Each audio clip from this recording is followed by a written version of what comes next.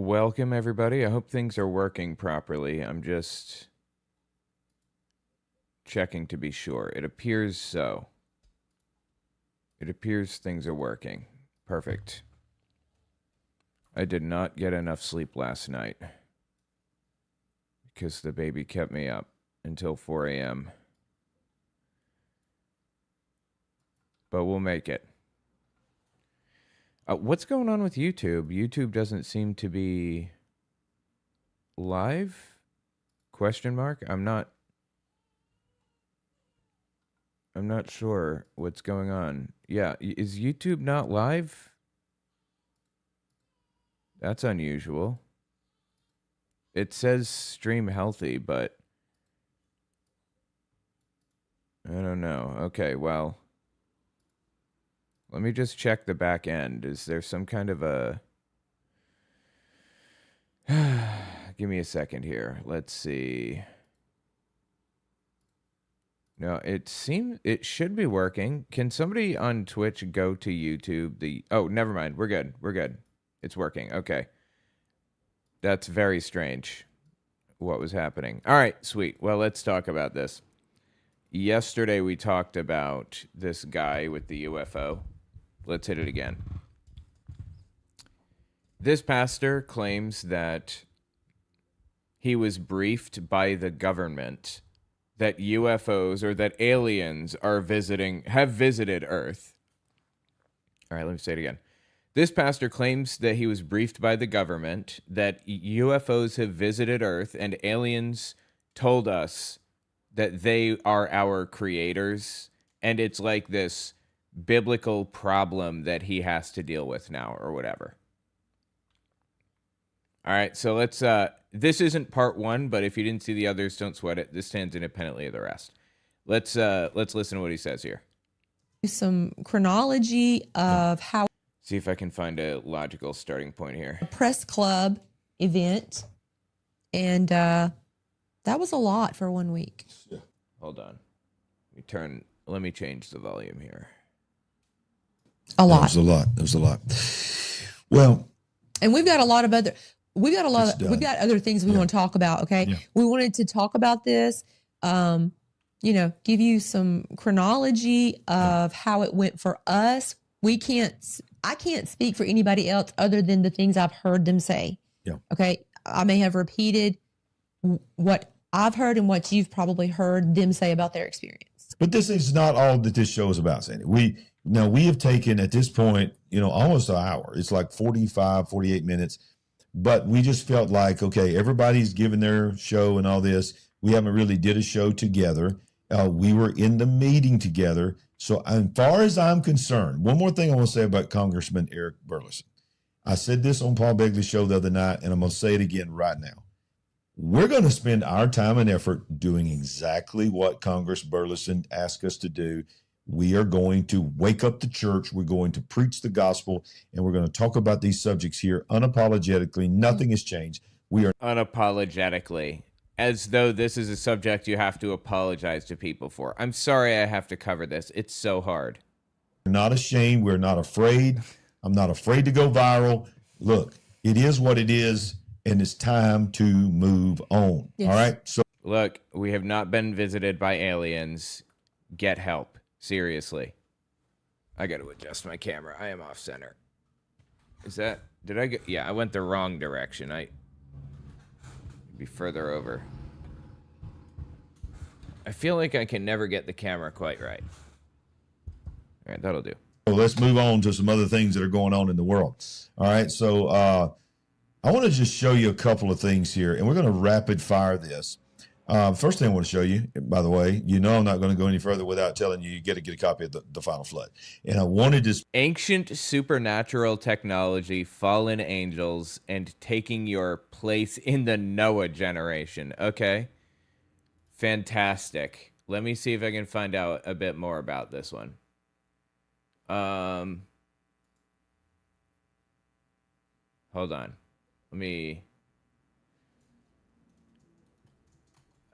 Final Flood, ancient supernatural technology, fallen angels, taking your place in the Noah generation. Let's see. Wow, it's got 123 ratings, and it's got an audio book. It's his book, Larry Ragland's own book. Wait, is that his name? Ragland.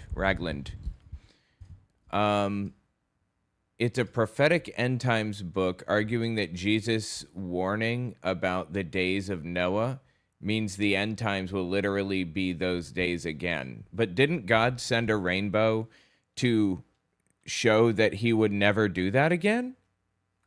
What are you talking about? How do you square that with what the Bible says? I don't understand. Like, he's literally contradicting the Bible, right? With this? The thesis is that genetic manipulation, artificial intelligence, counterfeit signs and wonders, and the erasure of God's image are the ancient Genesis 6 rebellion re-emerging. From UFO disclosures to AI to gender confusion, it frames these not as random trends, but as as the continuation of Genesis 6 deception. Wow. How long is this book? I should get a copy, right, and read it on air. Especially tell you right now, because so many of you have been saying, I wished it was on audiobook. Well, guess what? It's on audiobook now. So you can get paperback, Kindle, or audiobook. And if you're on Audible, I found out that, if you got credits on Audible, it's 1 credit. So if you've already got, you got to spend those or you lose them. So go ahead. It doesn't. I don't think it works that way anymore. I could be wrong, but Audible just changed something last month. If you got any if you got any left on your Audible account, go get The Final Flood. This dude, the guy they chose, I didn't choose him. He's great. It's still a #1 bestseller. We got over almost 175 5-star ratings, y'all. It's just amazing what you have done. That's not tiny. The fact that he has that many ratings on it is horrifying. And Joseph Z wrote the foreword. Wow. We're #1 in one category, #3 in eschatology, #4 in spiritual warfare overall. And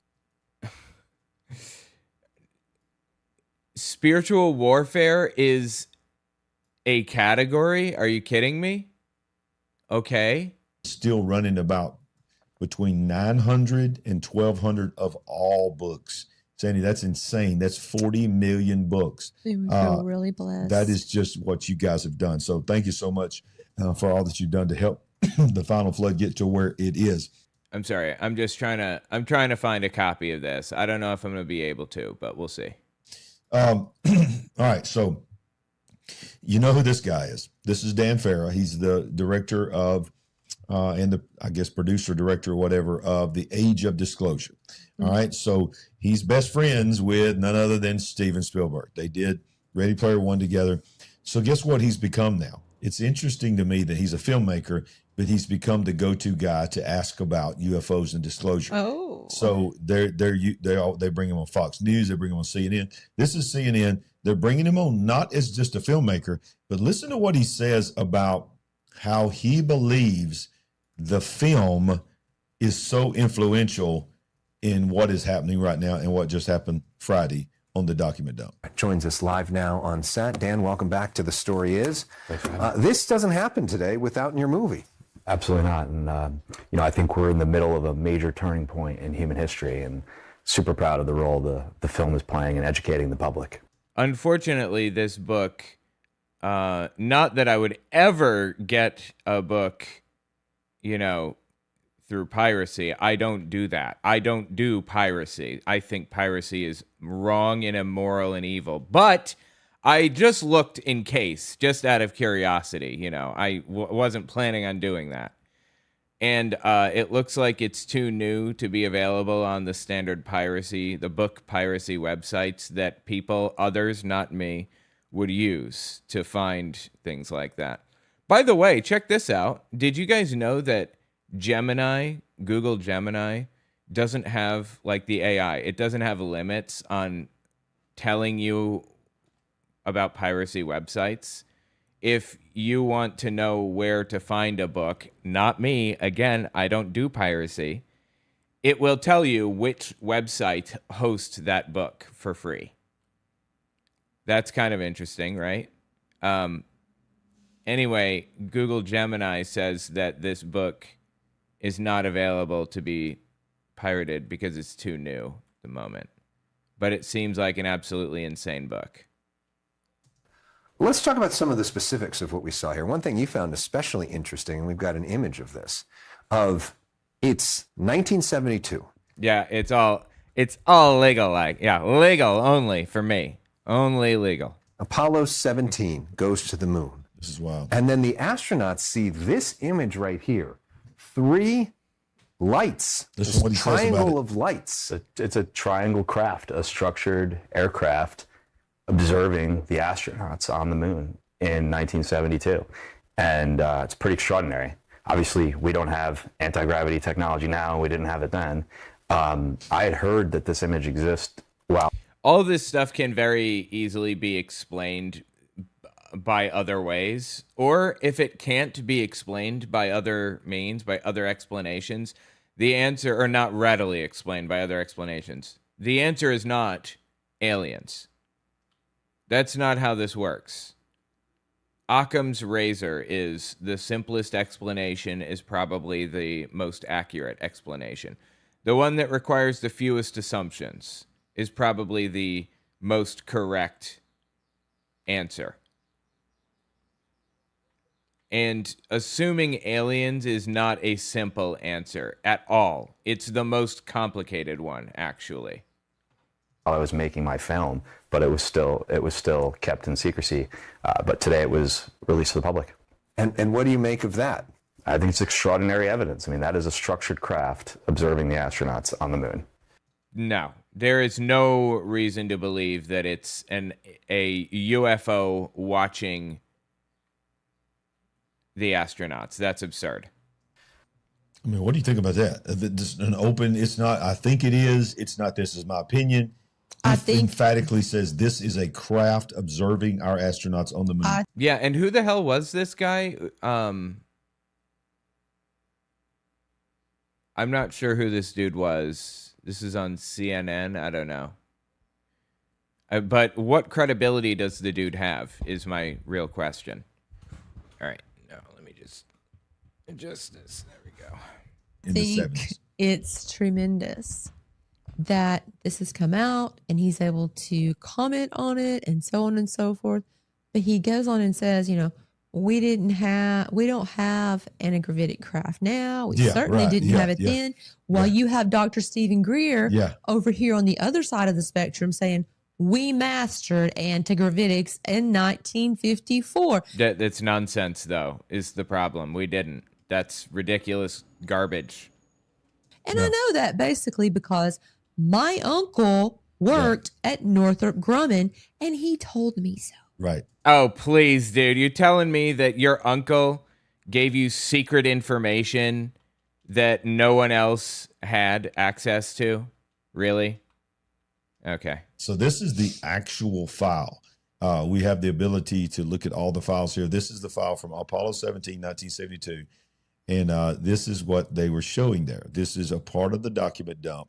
The image contains 3 dots, is what they're saying, in a triangular formation in the lower right quadrant of the lunar sky that is clearly visible upon magnification of the image. While this photo has been previously released and discussed by keen observers, there is no consensus report on the nature of the anomaly. The preliminary U.S. government analysis suggests the image feature is potentially the result of physical object in the scene.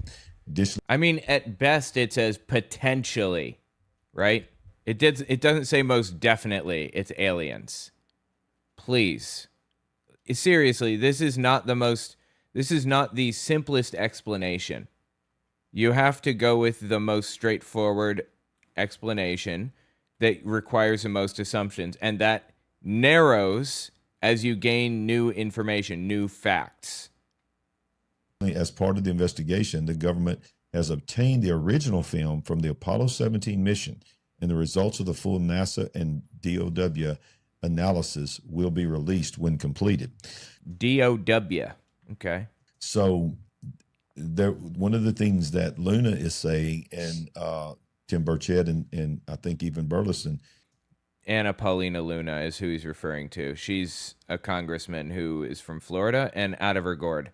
MAGA supporting, she was a swimsuit model in one of Trump's pageants, I believe. I could be wrong. But anyway, she was a swimsuit model either way before going to Congress. And yeah, she's just out of her head. But her pet project is aliens. She really cares about uncovering the secret alien that the government's been covering up this whole time. Saying is that within a week of tonight, maybe even this week, by this Friday, that 46 files videos that they have seen that no one else has seen hold on a second, that is going to come out. Didn't Jeremy Corbell and he's seen some of them. Okay. Yeah. So I'm talking about the public. I know you're talking about the public, but I'm just saying he and George Knapp, they say they've seen. I thought he said had seen all of them, but okay. I'm not sure which things they're referring to, but why would these random douchebags have access to secret government files? Really?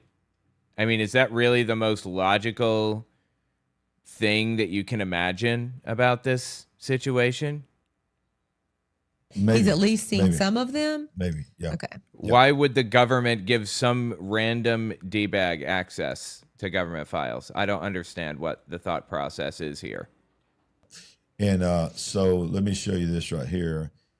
This dude right here, last Monday night, the biggest show we've ever had on a Monday night by far. How many views did you say that got? At the time, right now, it's pushing 41,000 views for us. Are you kidding me? We typically have like 10,000 on a good day, but it was because we exposed this guy right here. And who knows, y'all? I might be getting in more trouble, but right now, while I'm saying this, do you remember last Monday night? And guys, you can go back and watch it. At some point when we got through exposing Greer at the end, I think the biggest videos I have are around 3 million views, and I have dozens of those. Yeah. Every now and then I get a video that hits a couple million. About him declaring that Christianity was really the remember me saying, I'll be honest with you, I got a weird feeling in my gut. Do you remember me saying that? And I thought, and then 24 hours later. Yeah, exactly. I thought maybe I hope his minions don't come after me. We certainly don't know if he was behind this. No, but can we say? We don't know he wasn't. Can we say you found the X account? I did. Where originated. Dude, these people are so weird. And I'm not giving him any props. Okay, we're not going to give his name. Nope. But the Perry Stone video, as well as the video of you found where it originated. Yep. So everybody understands. Dude, we should watch the Perry Stone video next. I completely forgot about that.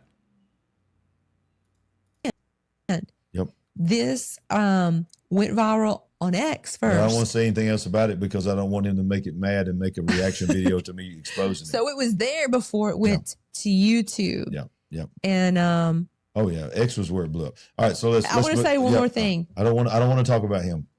I just want to say, without giving any information, I said, just look into some background and tell me some things. Don't say. Okay, so there's this video from Perry Stone that's 20 minutes long. He's based, and it literally has UFOs in the background. Perry Stone is gigantic. And it is on this whole subject. We may cover this in a minute. How long we've known each other. And there's a second one on this. Okay, let's continue.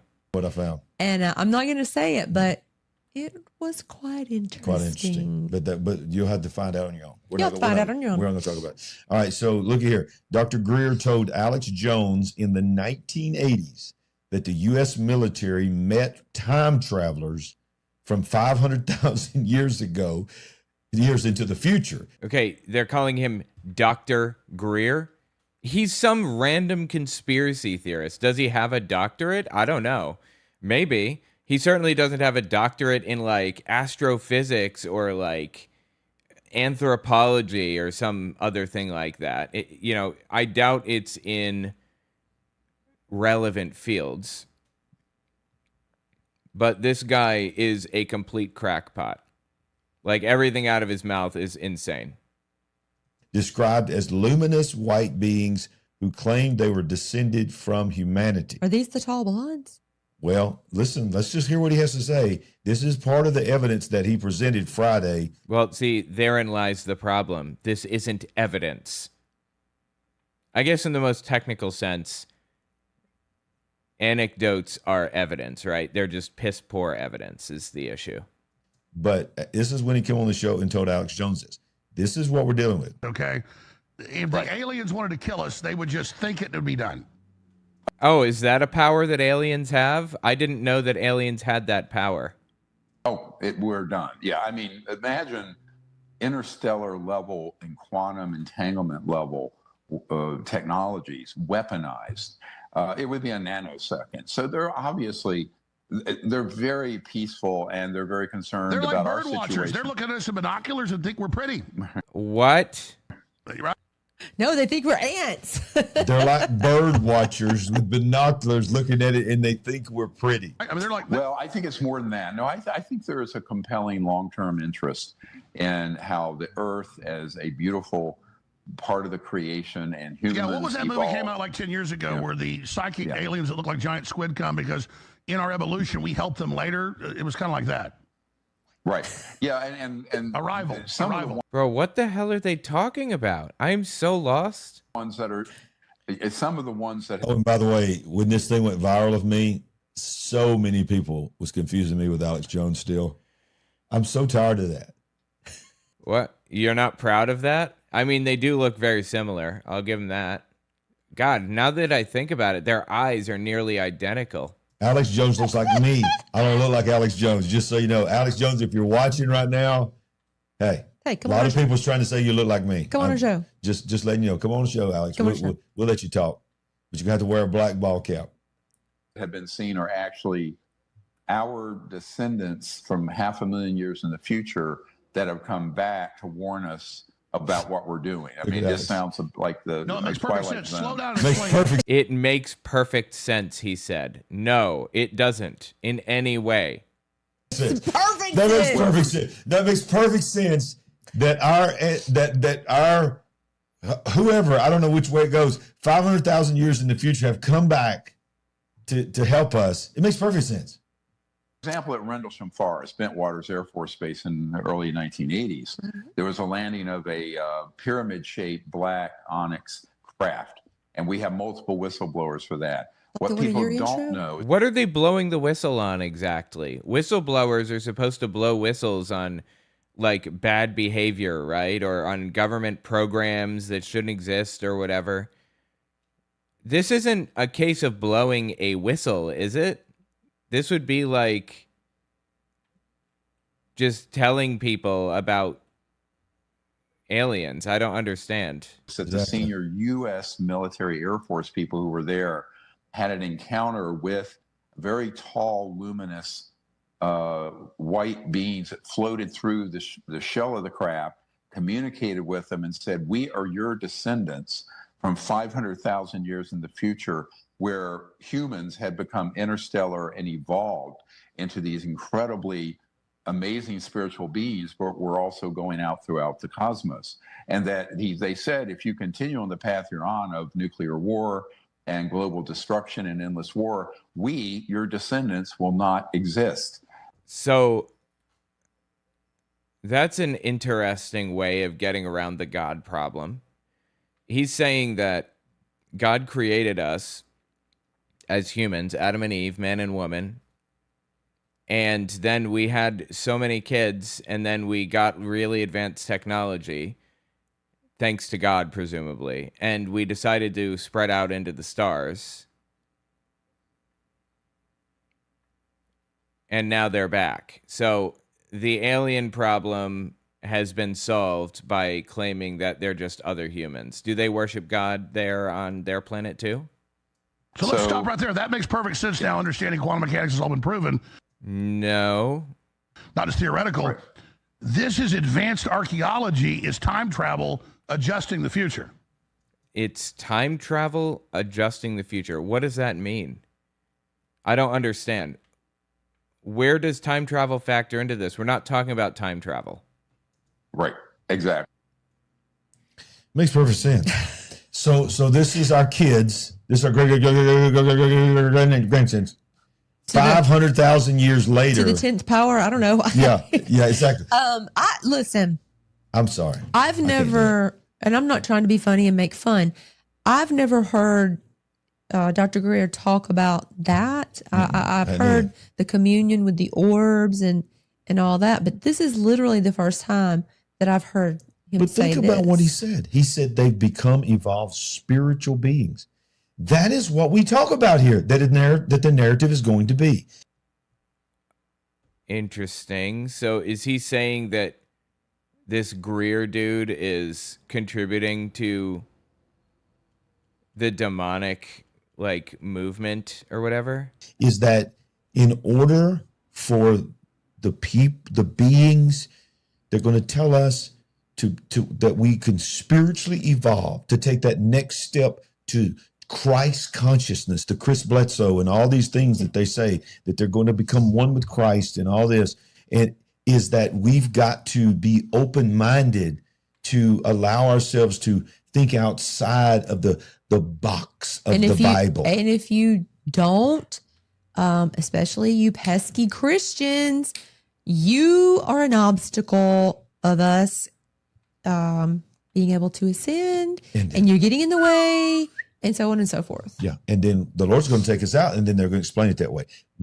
Okay. Wow, dude. This is insane. This is absolutely unglued from reality.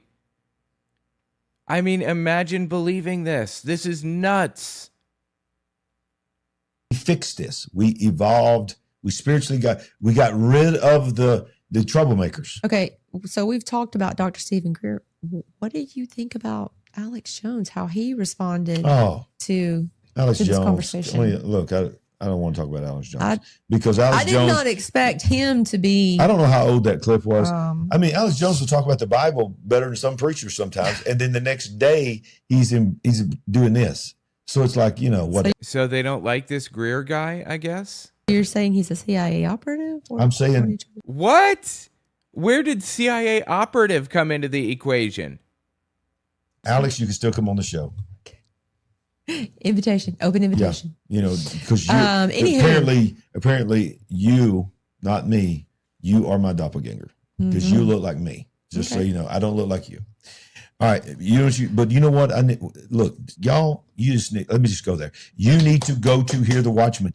This is going to be one of the most timely conferences that's ever been. It's shaping up that way. It is shaping up, y'all. Wow. It is going to be amazing. August 7th and through the 9th, Springville, Missouri. Look Mike at that and Jenny. cute couple. Oh, they're precious. Who the hell is it? Mike Kerr and Janine Moore? I'm sorry, and Jeannie Moore. Mike Kerr. Any relation to Kat Kerr? Let me see.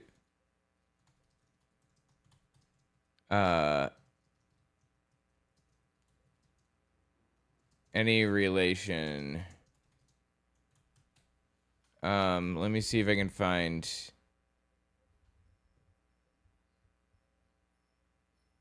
No, it doesn't appear so. They run Hear the Watchman, the prophecy conference, from August 7th to 9th in Springfield, Missouri, apparently. But no relation to Kat Kerr. That would have been awesome. They are precious. And man, she texted me this week and said, I'm buying, what did I tell you, 12 or 20 books? 20 copies of your book to give to every pastor. In her town. Her city, whatever. Wow. I live in a little town. There's 20 churches within where I live. She said, I'm singing it to every pastor. Oh my goodness. So it's a blessing. Wow. So I find almost nobody sits down and reads books, me included. I don't sit down and physically read books very often. I will listen to audiobooks to get the broad sweeps, and then I will go back through the book like line by line to find important spots. reading a book had a massive effect on human history, insane effect. But I don't think it's really useful in today's day and age. Well, I don't think it's more useful, or let me rephrase. I don't think that physically reading as opposed to listening to an audiobook is as useful or popular today as it was back a long time ago. By the way, I think we evolved to listen to stories, around a campfire. We didn't evolve to read. Reading was an emergent property of our brain's development. And listening to stories, has kind of jump-started our thinking process and makes learning a lot easier, in my opinion. prices just went up, and let me just see what they are. They didn't increase that much. No, though. that thing increased $20. So general admission is now $100, and but if you add the promo code Raglan20, no spaces, Raglan20, you're going to get it knocked off $20, $25. So let's look at this lineup once again. Sorry. Go back. I'll go back. All right. All right. So, yeah, that's a pretty good lineup. That's a great lineup. John Pounder. Derek Gilbert, Sharon Gilbert. I mean, they're advertising this weird thing, but I don't recognize any of these people, actually. None of them are big in the televangelist community. All right, let's jump forward. I'm sick of the ads. Raglan20 Absolutely. for your discount at checkout. What if this gathering, this conference, turns into an absolute convergence? I believe it's going to be. The timing of so many things right now, Sandy, is insane. The timing of our book, the timing of these conferences that are coming out that are being talked about. There's another one I can't really say much about that we may be able to announce pretty soon that's going to be huge. That would be coming pretty soon, yeah. It'd be coming up pretty quick. Yeah, if it changes the dates. There's a couple of dates they're looking at. But we're talking about we're talking about Alberino, we're talking about potentially Marzulli, myself. It's so much. It's like the fire hose. I cannot even keep things straight in my head. So things are happening. And I'm just so blessed too by our partners. I want to say thank you to all of our partners because you're making it a possible for me. Okay, still ads. Come on. Here we go. Got Lauren Boebert on the thing here. For your financial support. All right, so look, let's go back here. I can't ever say her name. Is it Lauren Boebert? Boebert. That's how I prefer to say it. It's actually Boebert, I think, but I like Boebert way better. Boebert. Okay. I say Boebert. So. Okay. So y'all, she's just in a car, and somebody's asking her about disclosure. And I think her answer is very interesting. God is the creator of the universe. He's never not going to create. So it's always been something in my mind to say, well, how can we be the only ones? Like God's not going to stop creating just with us. But the more I look into this, the more I see the Old Testament and what was told to us there of fallen angels and Nephilim. I mean, this is in the Bible. There's nothing that's... No, there is nothing in the Bible that says that aliens are going to visit Earth and they're secretly going to be Nephilim. Is that what you mean? Is that what she's implying here? Says that fallen angels, that Nephilim just disappeared. And so I believe that this could... I'm sorry, what? There's nothing in the Bible that says Nephilim disappeared? Yes, there is. It's explicitly in the Bible, in Genesis. Why do you think God brought the flood? To destroy the Nephilim and the other evil. Did you miss that part? Have you read the Bible? Are you kidding me right now? Be an aspect of it. You know, there are things that we have seen that could resemble portals. And, you know, I mean, we serve an infinite God, a God of the universe. And to say that this is the only realm is ignorant. And so what I've seen, I wouldn't, put it as, Marvin the Martian kind of thing. But I do believe that this is more spiritual. And if you really want to go there, demonic. So how many times are we hearing more and more people from Washington saying demonic, spiritual, and even Greer just said spiritual, but you got the Vice President of the United States saying demonic, which just lit up Greer. He hated that. But more and more, we're hearing people say interdimensional.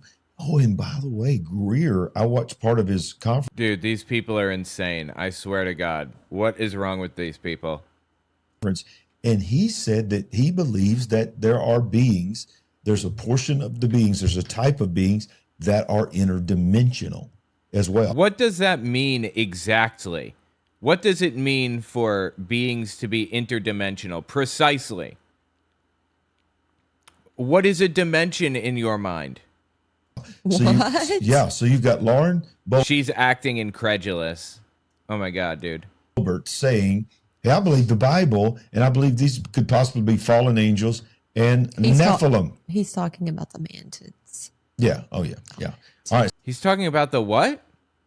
The man tits? Is that what she just said? The man tits? I'm unfamiliar with this. Is this like a conspiracy theory?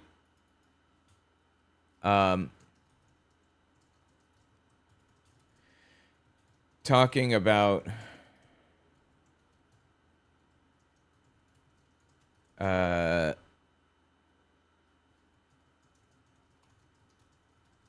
me see if I can find. And saying, hey, I believe the Bible, and I believe these could possibly be fallen angels and Nephilim. He's talking about the mantids. Yeah. Oh, yeah. Yeah. Oh, mantids. mantids. Very different. Or mantis beings.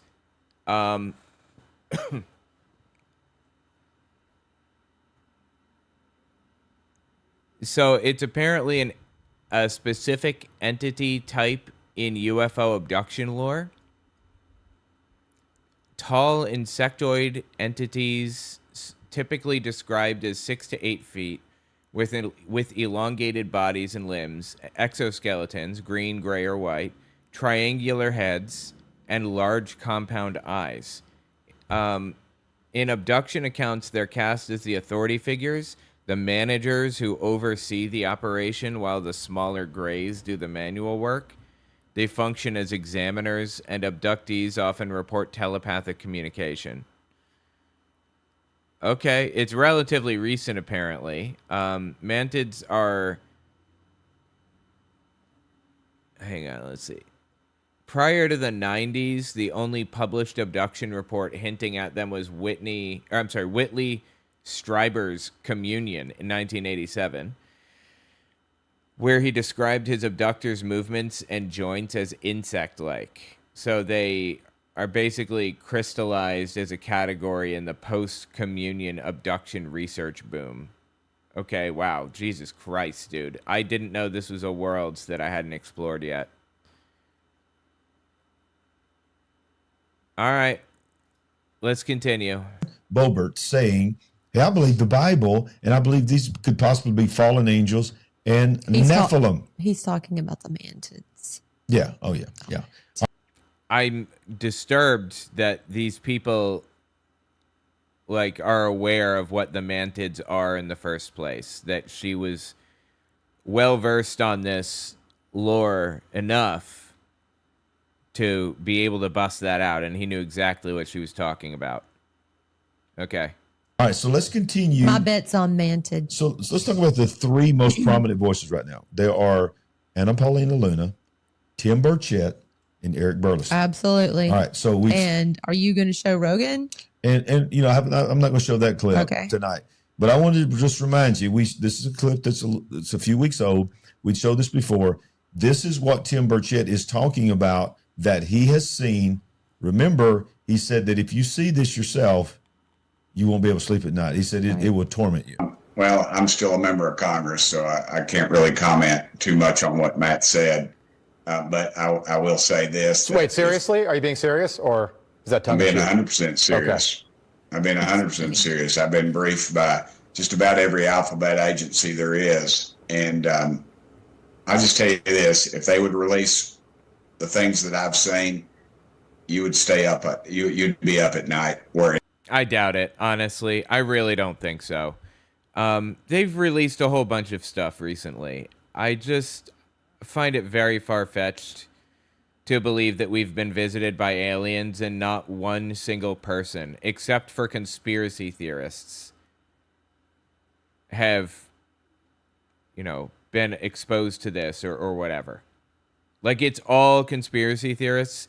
We have entire agencies, like non-profit organizations like SETI, the Search for Extraterrestrial Life, out there trying to find answers, out there trying to communicate with aliens or find some kind of indication, anything that they exist. And we have nothing, absolutely nothing. And it's not even about government covering it up or lying. Just look to the astrophysicist community. Yes, there is a community out there of astrophysicists who love talking about aliens, who are fascinated by it, and who really want to find aliens, but just don't believe that we have yet. About or thinking about this stuff. We just need to disclose it all. I'm sick of it. So okay. That was a Wow, big surprise. That came from the New York Post. couple of weeks ago. That was a couple of weeks ago. So what we saw Friday does not make me stay up at night. So what is he talking about? Exactly. What does he see? Obviously has access to much more and much more intense. But he was on Rogan Thursday. Yes, he was. Recorded Wednesday. Yes. Aired the next day, Thursday. So if you've not seen that, go watch some of that interview. All right. So here's our friend, and I hope that becomes a great friend. He's so kind, and I would love to maybe one day do a show with him, meet him. I don't know, but I do have great respect for Eric Burleston. Great respect. But he was on the Will Kane show, which I believe is on Fox News. And wow, that's super trustworthy, right? A Fox News, like, after hours show by some random host. He's talking about these files, these videos that he, Luna, Tim Burchett, and others have seen in the skiff. And he just basically says every previous president dismissed or openly mocked the UAP topic. President Trump is choosing transparency. What dropped today is just the tip of the iceberg, and I anticipate that more will be. If presidents dismiss or mock the topic, maybe it's a sign that there's really nothing going on that front. There's nothing to talk about, really. Also, Obama did not dismiss or mock that. Be coming up in this disclosure. I want to play exactly. And let's mention again, I think we did talk earlier in this program that this man has been tasked by our president to go to these facilities, go inside, confirm, see what he sees, report back all the things, And apparently one of these he has confirmed, because I've seen him on program saying that he could not, it was classified, he couldn't say where it was, but supposedly there's a craft so large that they couldn't move it and they had to build a structure around it. And that's one of the ones that oh, please, dude. He has been tasked to go to. And it is being said that it is in another country. And this is the man. This is the man. And look, okay, let's go a little conspiracy here before I play it. Oh, are we now going a little conspiracy where we weren't before? Okay. Let's go back to what you were saying. If this is the man, and he is, that's been appointed by the president to go to these places, how interesting that somebody was able to find a clip that involved him, that could go viral with him, to probably try to be a distraction to anything that he would say on that day when the documents begin to dump. Right. So look, my mind just goes there, but I want to play this video from him, and because what he says is just awesome. Now, Congressman, thanks for being with us here today. You and I, Congressman, I think we've had a very candid conversation together. We have both talked about the fact that I am open and curious about this subject of UAPs. But I do feel like we're at a place where evidence needs to start meeting expectations. What we've seen today, what does this tell us? Does this meet any expectation? Look, I think that there's Wait, is that Tim Burchett? It's hard to tell. We have to take a step back and recognize the historic nature. Yeah, I believe that is Tim Burchett, who is like leading this UFO discussion in Congress. Look, I think that we have to take a step back and recognize the historic nature of this. Every president prior to President Trump has really demurred any kind of questions on this. They've dismissed them. They would not talk about it. People would, if any. No, I think they talk about it. Obama has talked about it publicly. What is he talking about? Think snicker or sneer anytime this kind of subject came up. So the fact that we have a president who is open and willing and trying to be transparent is something to celebrate.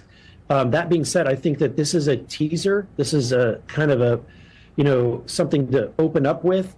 This was the low-hanging fruit kind of videos and content for this administration to release. Okay. A lot of this some of this has been out there before. It's not been acknowledged, right? Okay. So you're looking at the Congressman, Apollo 17 video. Yeah. I've seen the same thing said by Congressman Tim Burchett, that this is sort of... Wait, this isn't Burchett? I thought it was. Okay. ...of the beginning. And there will be other releases that could leave Americans with a holy crap moment. I believe that's a direct quote from Congressman Tim Burchett. My question for you, or the congressman, would be, why? Why slow roll this out like it's a season of Game of Thrones? Like, why would episode 1 be somewhat uninspiring, leave us with more questions than answered, if there's something coming after the teaser? What's the point in staging the release? So, again, this just from talking with the White House and this administration, this is not an easy thing to do. There's not one huge repository of all of these documents and videos and photos. Despite what most people believe, they're really, at least we haven't found that one, big repository. So what the agency is doing is going and finding, first and foremost, the items that are readily available to be released. They probably have to do actual research through archives, if I had to guess, like a historian. I did a lot of this when I wrote my book, God's People, going through archives and trying to sort through what's important and what's not, what's interesting and what's not. It's hard. And if you're not a trained historian, you may not know what to even look for. And they want to move quickly and release those. I would ask you, would you prefer to have them wait for years, what would probably take years if they were to do a comprehensive study and then release it all at once in one big batch? I would prefer that they release it as they find it. And I think that this administration wants to be transparent and do that. My criticism is not for the decisions of the administration. My criticism is for the expectation built by many out there that have these conversations that there will soon be a bomb to drop when it comes to revelations about aliens. And if that's true, are we trying to prepare the American people with a slow drip, drip, drip tease of this stuff? If not, then, Congressman, I would say, if this is all we've got, then I'm not sure that there's anything that the American government really has that tells us anything. There isn't. About the existence of aliens. No.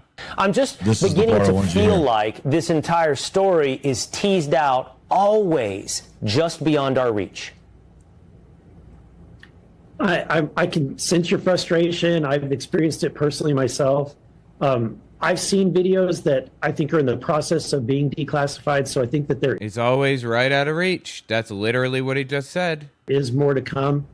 If they're not going to be declassified, I'll probably do an effort to release them myself under speech and debate. But again, a lot of the footage that I've seen is similar to what has been released today. There's some that are pretty interesting, and especially given the environment and the circumstances of the videos. So what he just said under speech and debate, Congress, I believe, cannot be charged with a crime for anything that they say on the floor of Congress. So he's saying that he would read classified files out on the floor of the House, I believe, is what he's saying here. Whether they are videos of UAPs that are flying around Russian submarines, or a video of our aircraft that are firing on some of these UAPs. I've seen those kind of videos, and so I'm teasing that because I know that I'm telling the administration through you at this moment that if they don't release those, then I have the capabilities of getting those videos and releasing them. That's what I wanted to get to right there. He said, I'm saying to the White House through you right now, I'm giving you the opportunity to do this. If you don't do this, the ones that I've seen, I can release them myself.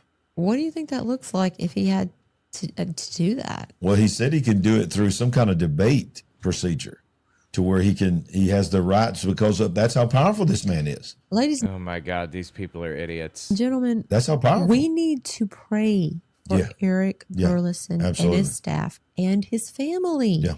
I mean, just throwing around words in conversation like that. Yeah, maybe you do have access or you can get it and you've got a mode to allow you to do this, but we're decades and decades into covering things up that somebody doesn't want to come out. Yeah. Oh my God, please, dude. Genuinely, I do not believe there's anything to this alien thing. And I feel like every additional step that these people take, every additional belief that they hold, leads to more and more psychosis. It leads to more insane beliefs. Like, it just piles on to their already existing conspiracies about how things are being hidden and covered up and all that. All right, so what we're going to do, possibly through the remainder of the program, is we're going to dissect some things that came out of the Greer opening press conference. Now, this is from the Friday one. He had a Saturday one that we're not going to have enough time to break this down. There's enough meat in this one alone. But this is his opening press conference that he had on May 8th. How many people do you think are present in that room? I have no idea. All you can see is this shot. And by the way, I'm like, this thing is on this level. The internet in that room was horrible. This video is horrible. Yeah, how does this happen? I'm like, dude, you didn't get good internet? You waited all this time. For this moment. Moment. Maybe it's a deep state. Somebody was messing with it. There you go. Yeah, the deep state.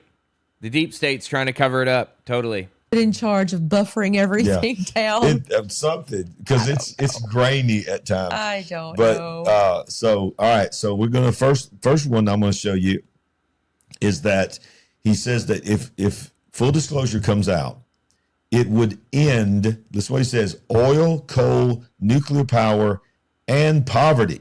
Do you want to break that down so that everybody is with us and understands exactly what that means? Bro, they've been saying this stuff for like decades and decades, that alien technology exists and all we need to do is release it to the public, but the government is holding it back and refusing to allow the public to use it. But if they did allow us to use it, it would solve all of our problems, climate change and energy and everything.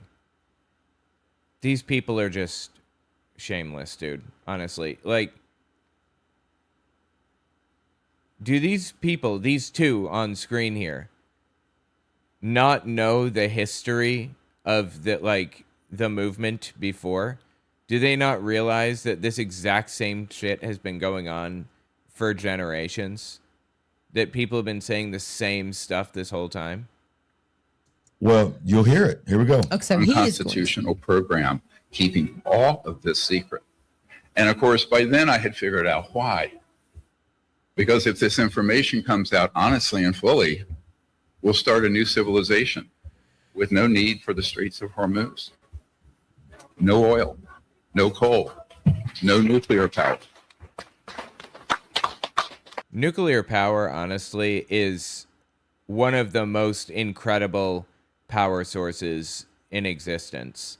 The fact that we harnessed nuclear power at all is incredible, and we should be using it a lot more than we are right now. And within 20 years, no poverty on the planet. Oh, please. I think if we use nuclear power, we could, we really expanded it.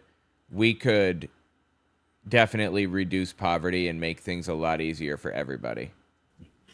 So I want you to understand that what he's saying, all energy will be gone. Okay, how does he know that? He is basically letting you know that these entities that he is in communion with has told him this. Oh my God. That's the only way he can know this. The government has not told him this. So he's saying, look, I figured it out, that the reason that it's been covered up for 80 years is because they know it would end all of the energy structure. You're They taking us all the way back, at least to Nikola Tesla and J.P. Morgan. Absolutely. Quite frankly. Yeah. You and know, where did he get it? Where did Tesla get it? Nikola Tesla is all excited about, look, we can offer It's in the book. free electricity. You know, I never hear anybody say communication. It wasn't just the free transmission of energy, electricity. It was the communication aspect. Well, see, therein lies the problem. Tesla was very good at inventing things. He had some really creative ideas. And I believe he was the one that invented alternating current versus direct current, right? AC versus DC. And Edison, the scumbag that he was, created this propaganda campaign against AC power, where he basically shocked an elephant to death with AC power to prove how dangerous AC is, to get people to use DC instead. At the end of the day, it's electricity. It's all dangerous. But we needed AC power, which is what we settled on ultimately. We needed AC power because we can step down the voltage in a way, and we can preserve it in a way that we can't with DC. Also, that stuff about free electricity, like, energy is coming from somewhere. It's not free. Work has to be done to get this energy. Now, there's practically unlimited work being done in the sun that we could harness. There's work being done by gravity in the form of hydroelectric dams and things like that, but energy is not free. Tesla famously came up with this way to transmit electricity through the air. The problem is heat and dissipation. You lose a lot of that electricity on its way. Why would you send electricity through the air when you can send it through wires and lose none of the energy along the way? He came up with creative ways to do things, but none of them were practically useful. Or many of them weren't. AC power was, obviously. It's not being covered up. Tesla's ideas are not being covered up. He was being taken advantage of by what is effectively a billionaire today, Thomas Edison. A very powerful, rich person was trying to destroy his reputation, and they largely succeeded, right? Obviously. The problem was not the deep state or whatever. It was the filthy rich. That was the issue. And it was that, Tesla's ideas just weren't that good, some of them. They just weren't. As well. Right. And, J.P. Morgan's like, what? Yeah. You need to shut up, okay? Right. We're not doing any such thing. We're not free. No. If I can't meter it and regulate it, I don't want it. No such thing as free energy. Right. No. All right, so this next one, he breaks the issue into three categories. He says that there are three categories of beings: non-human extraterrestrial vehicles and civilizations, man-made reverse engineered craft, and interdimensional intelligence. So let's listen. My God, dude, these people are insane. To this. Body civilizations. They are completely non-hostile. If they were hostile, we'd be gone when we detonated the first atomic bomb. Number two, the majority of all objects that are seen, photographed, chased by our military, our legal military, are wait, our legal military? Why the qualifier? What does that mean? Man-made craft coming out of the Lockheed Skunk Works, Raytheon, Northrop Grumman, Y'all should have SAIC, rented both Booz rooms Allen so nobody's Hamilton, and a partying number next. of other prime. Dude, there's somebody singing in the background. Is that the entity secretly in there invading the mic? I'm not trying to be funny. Do you hear that? I heard something. Does it sound like elevator music? Like, or does it sound like singing? Is it possible somebody just like overlaid audio on top of it, just like a music track? Do you think that's more likely than an entity invading? Blah, blah, blah? Really? Let's back it up. Prime contract made craft coming out of the Lockheed Skunk Works, Raytheon, Northrop Grumman, SAIC, Booz Allen Hamilton, and a number of other prime contractors, the list of which we have and have been given to law enforcement and to the executive branch and Congress. The other category, and that's completely confused, is what are called interdimensional intelligences. Now, let me unpack this for just a minute. Please. I know, because this has caused Congresswoman Luna and the Vice President to make some statements that are not true. But this gets into more than we can get into today, dealing with the physics of interstellar travel. But let me just say that if you go beyond the speed of light, you're not doing it in a linear fashion. You're not doing it in a linear fashion. Correct. You would have to go through a wormhole or something. You would have to bend space and time to do it. You're not accelerating your ship past 144,000 miles per second, or even close to that. You're not even getting close to that, period. It's not happening. You are creating an electromagnetic field where that craft and everyone in it drops out of linear space-time into another dimension, traverses through that dimension to another point, and it's called quantum entanglement. No, that's not what quantum entanglement is, actually. But okay. Where, the spooky effect Einstein talked about, where the same particle be in two places at once. That Einstein-Rosen bridge. Entangled, which is a wormhole. That's the official name for a wormhole, Einstein-Rosen bridge.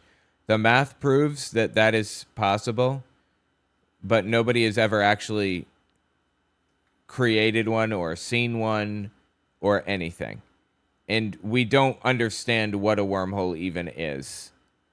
It's possible that wormholes are the thing that enables quantum entanglement or whatever. I mean, there are a billion possible explanations for this.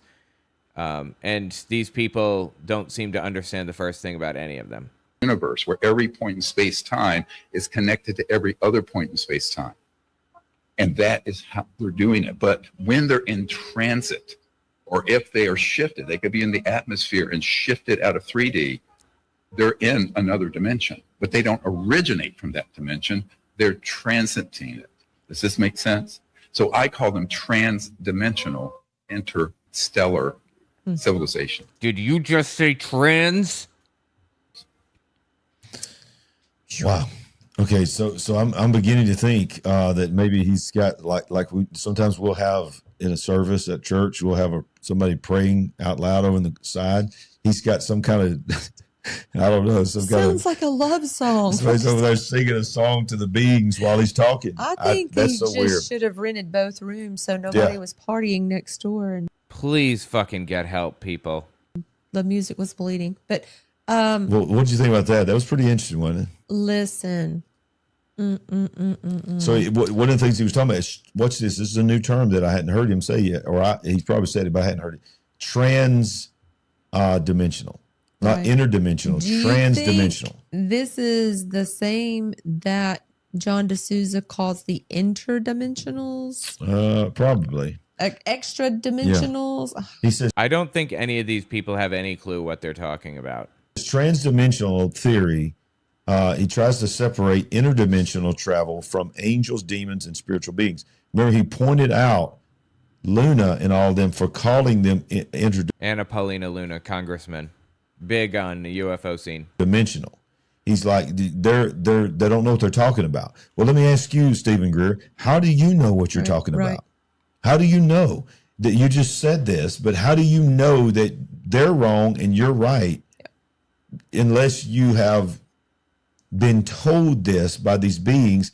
And how do we know that these beings are telling you everything that's true? Oh, and I know you think they're all whack jobs, but many have done the research and have physicists on board. There are many people who are very knowledgeable about this and who, physicists and everything. All of the people associated with this guy, though, I'm leaning complete whack job. Greer was on Alex Jones. I automatically do not trust him. For example, I have no problem accepting that it's possible that aliens exist.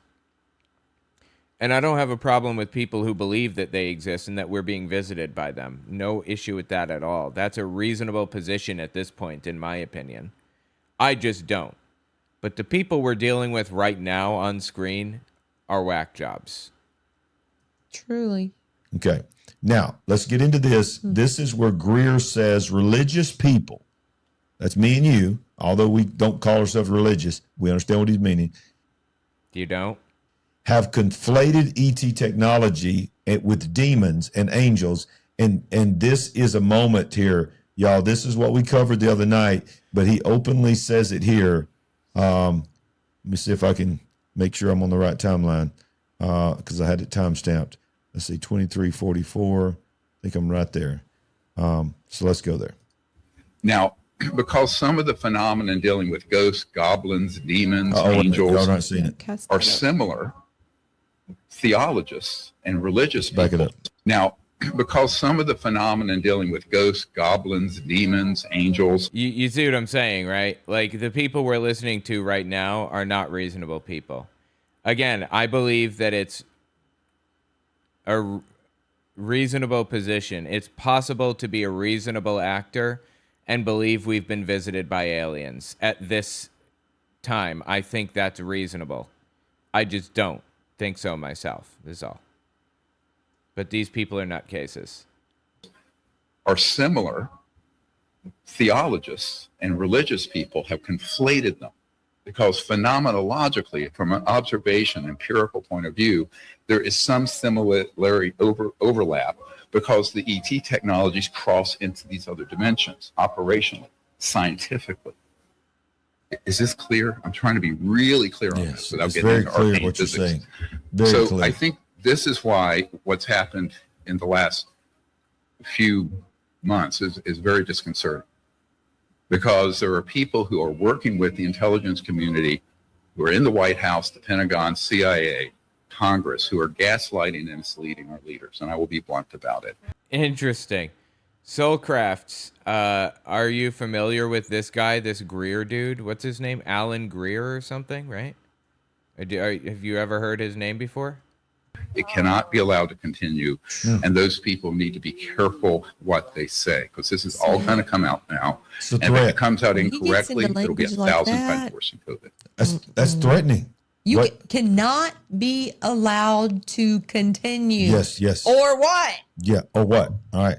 If it comes out properly, it'll be a new civilization and one of the most unifying, beautiful experiences for all of humanity in recorded history. That is how stark the difference is. And this was in the briefing for the president right after he got elected. So we have to be very careful. Next. Now. Wow. So as you just said, he made the point, if this cannot be allowed, and he said it's going to be one of two things. It's going to be the most beautiful thing in the world if we embrace it, or it's going to be the most catastrophic thing that's ever happened to humanity if we embrace the religious side. Last time we covered this, he talked about if you believe this, the same thing believing the moon is made of Swiss cheese. Yeah. Today he said, if you believe in ghosts, goblins, or any kind of religious spooky words, he just put them all together. All right, so the next one real quick is Greer says leaders are being gaslit. Interesting. Soulcraft says, yes, Dr. Stephen Greer. I thought it was Alan for some reason. I must have picked that up somewhere else. All right, let me see. Hold on. Stephen Greer, Accidental Truth.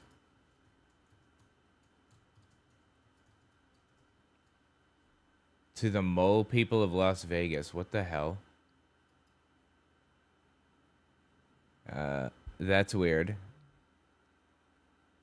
Accidental Truth UFO Revelations.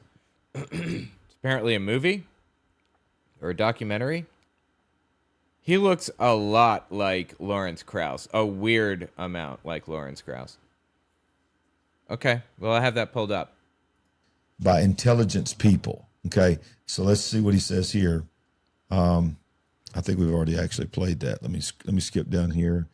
He goes on to say that if disclosure comes out wrong, it will be, quote, 1,000 times worse than COVID. If disclosure comes out wrong, let me see if I can find that one. I think we must have skipped over it. It'll be 1,000 times worse than COVID? What the hell does that even mean? In what way would it be worse than COVID? Is this it right here? 2421. Maybe I didn't go back far enough. Because the ET technologies cross into these other dimensions. No, I think my timeline's messed up. But he does say that. He says, quote, it's a quote, 1,000 times worse than COVID. What does that mean? Is there going to be, because COVID, what made COVID so bad was the lockdowns. Yeah. If we don't respond to the aliens right, are we going into a lockdown? Well, from the aliens? What does he mean? Yeah, what the hell does that mean? That's nonsense. Instead of trying to read into it and find some secret information, why don't you just clock it as what it is? Nonsense.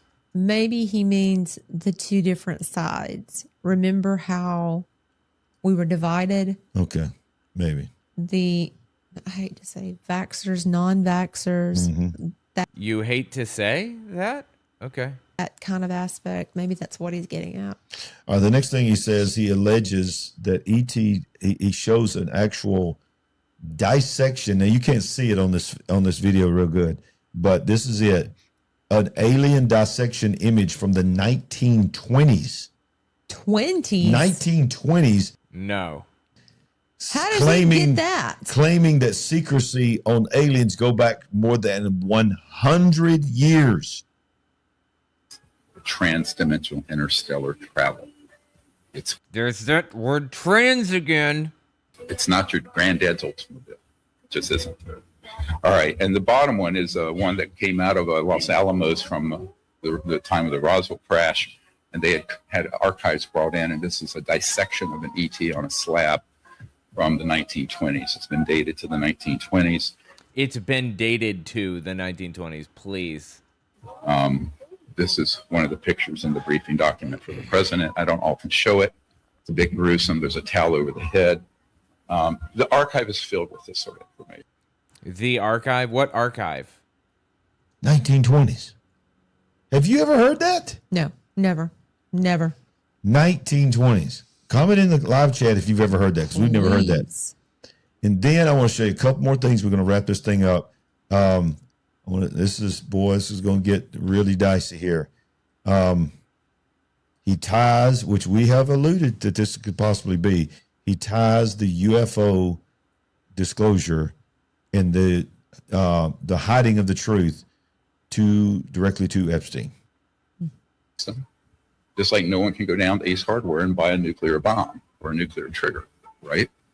But you have to disclose they exist because they've been used illegally and abusively against the population for decades, since the late 1950s. Next. Now, this is something I want to touch on just very carefully. Epstein Island and UAP suppression. Oh, please, dude.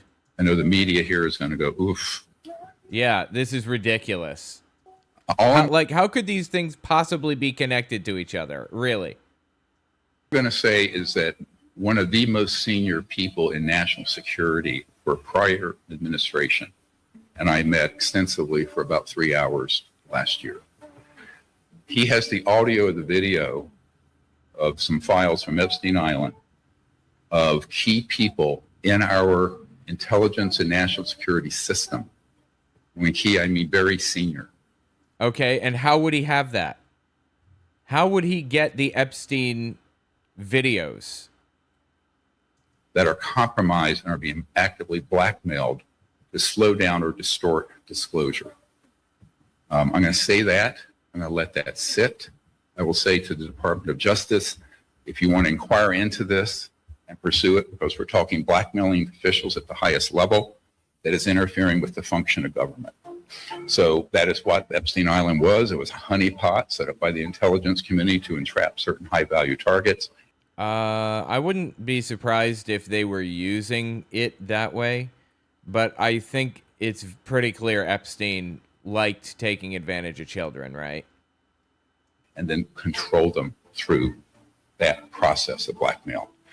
Isn't that interesting? Yeah. That is, it would make sense because it is crazy how nothing has happened about Epstein Island. Yeah. And they're saying the biggest hiding of information ever is the UFOs in disclosure, and now we're tying them together. Okay. In what way? How are they tying it together? I still don't understand. Like, I feel like he just spent a minute talking about Epstein, but I didn't connect the dots on that. How is Epstein connected to UFOs in any way? So, by the way, I'm not saying everything that Greer says doesn't need to be listened to. I mean, the man he's bringing the receipts. But he's not bringing the receipts, though. I'm, as a man of God, pointing out how he is pointing out that if you call it anything other than that they are our friends and our buddies from space, you are the problem. Yeah. So let's pick that up because he goes back and takes another shot at J.D. Vance and the Christians. He cannot get off the Christians, y'all. Listen to this. This is where he goes into a rant about Christians, starting with J.D. Vance and then ending up with you. Highly complex, but extremely interesting and important matters. So what happened today was just, again, a trial balloon, first little bit. Next. And you're going to release all the UFO files. We're working on it. We saw aliens. You know me. We saw aliens.gov. I don't think they're aliens. I think they're demons anyway, but oh my God, I remember him saying that recently. That was insane. It's a long discussion. All right. I just want to address this for just a moment. I had to go. Benny Johnson is a big podcaster and friends with the vice president. And when this happened, my phone blew up from all over the world. And of course, there are certain elements of like the Opus Dei group at the Catholic Church and other groups that have been pushing the aliens or demons agenda for 50 years. He is a Catholic. I respect people's faith, but really? You cannot confuse an extraterrestrial advanced civilization with a demon or an angel. Wow. It's very dangerous for somebody one heartbeat away from the Oval Office to speak. Why is that dangerous? Because this is how we end up in World War III. That's interplanetary. Okay, which so is that's what the threat? the CIA has been wanting for decades. They keep the fires burning. They provide disinformation. They brainwash people with nonsense. And that statement has got to be retracted. That's interesting. Okay. Now, let me explain how this has evolved. I was on the show. Make sure the vice president retracts that statement.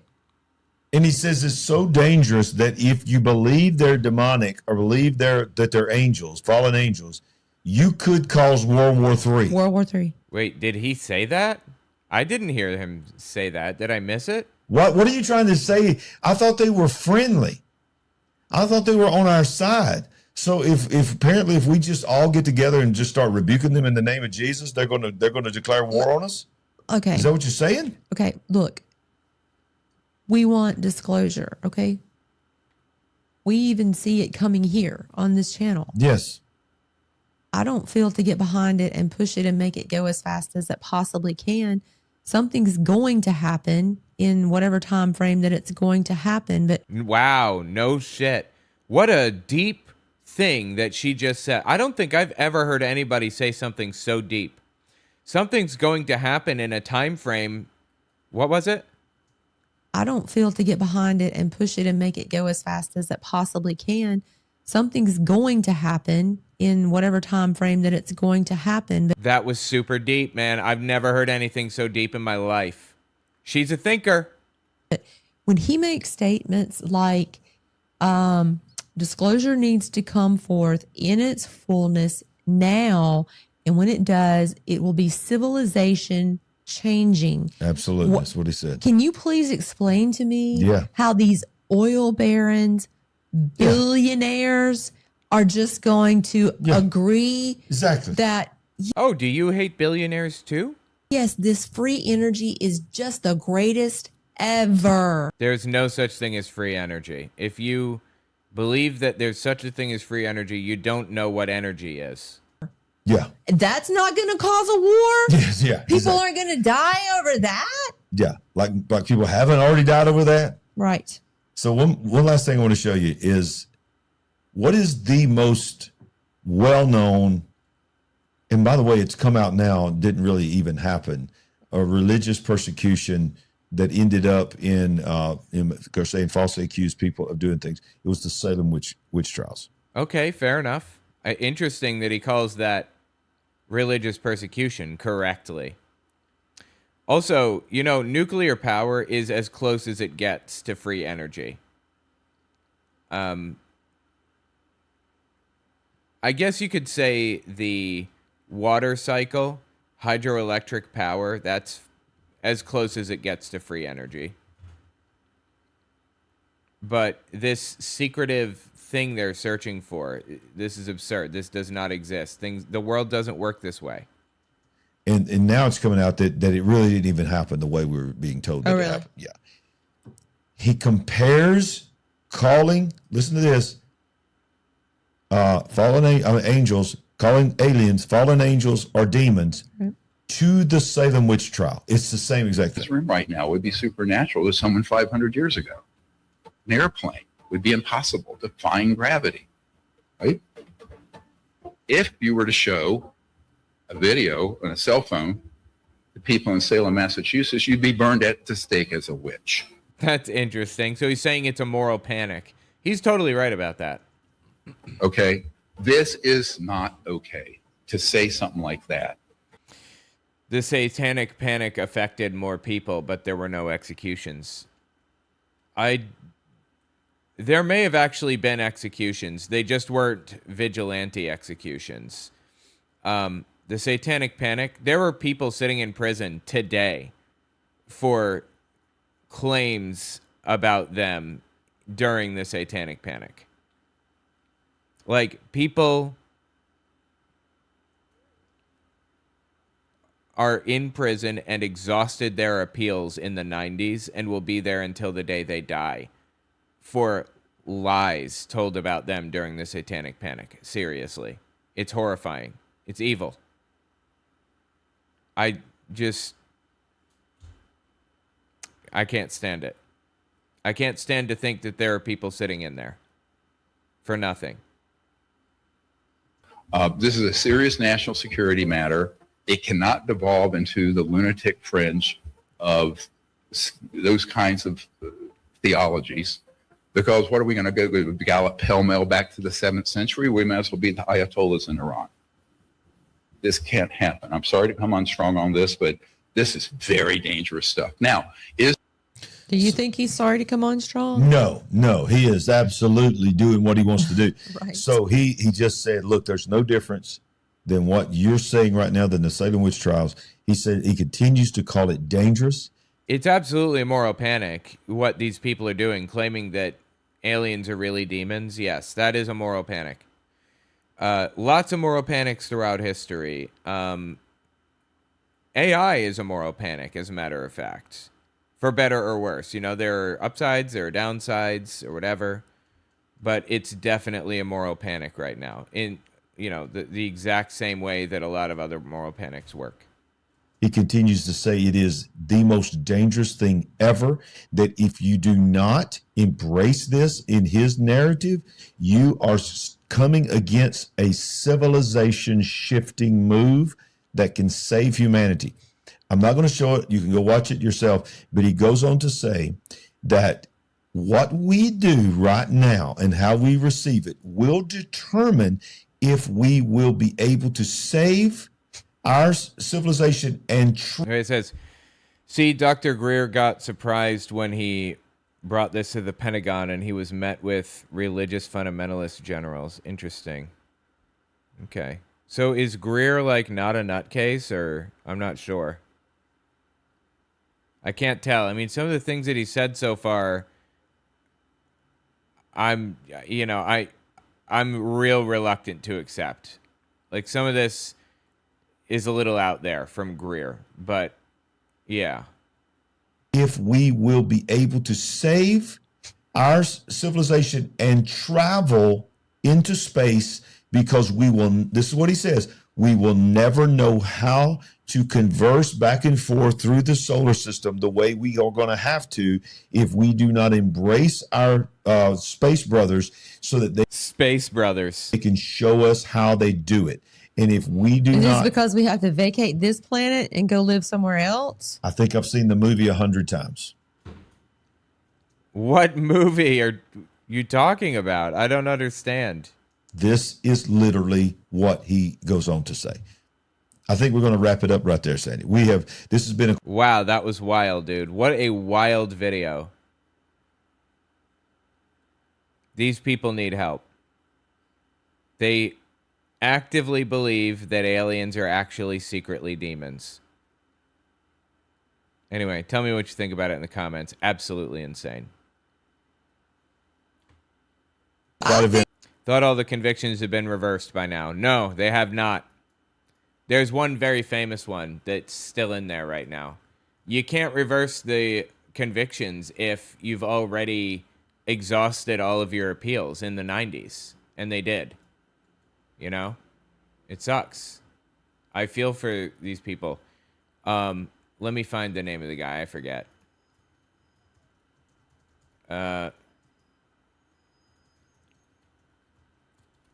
Satanic Panic.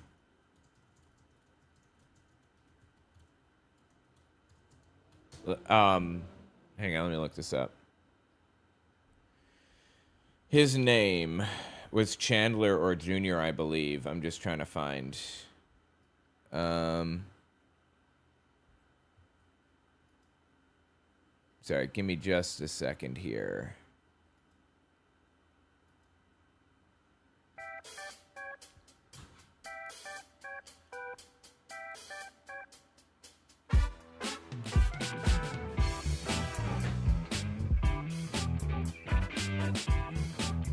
Yeah, here we go. His case is actually active right now, apparently.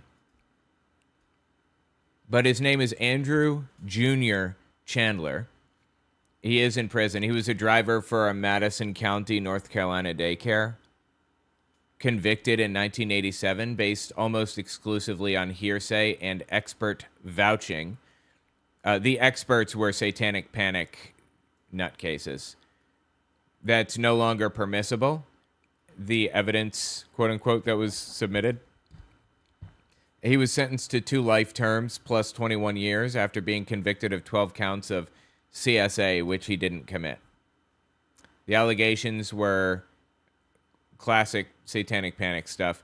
Prosecutors claimed he'd drive off his route to a riverside park, strip the kids, put them in a rowboat, and commit sexual acts, then return them home. Often described as the last still incarcerated victim of the daycare ritual abuse panic. He's still in there right now. He's 68, going on 40 years inside, and people say the crime never happened. So it's pretty evil. Pretty evil shit, for sure. I'm going to run and grab some food real fast. Just take me a second. Well, it'll take me about 15 minutes. But I'm going to let this play while I do. I just want to make sure that this is... Yeah. Okay, cool. I'm going to let this play. I'll be back in just a minute, okay? UFO files. Eyewitness update.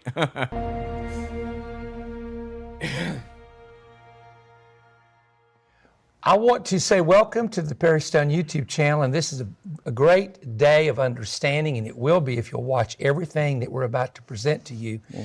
We have with us a gentleman that I have known a long time, 40 years now? 35 to 40. At least 35. Yeah. That sounds old, so we won't talk about how long we've known each other. But he pastors the Bend in Cookeville, Tennessee, which is a fabulous church, and we've been there a few times ministering. But I appreciate his friendship, but I also appreciate the fact that he is a researcher. When he studies something, whether he's writing a book or he's studying something from Scripture, from history, he goes in depth with it. Now, he has been personally a part of at least 3 or 4 meetings that dealt with the future of release of the documents, which is called the UFO files that the government has had classified for quite some time that are now slowly being released little by little. And he was one of the men that was in the meeting that when I did the little video, it was just a video I did for YouTube, it went viral. I had no idea it was going to do that.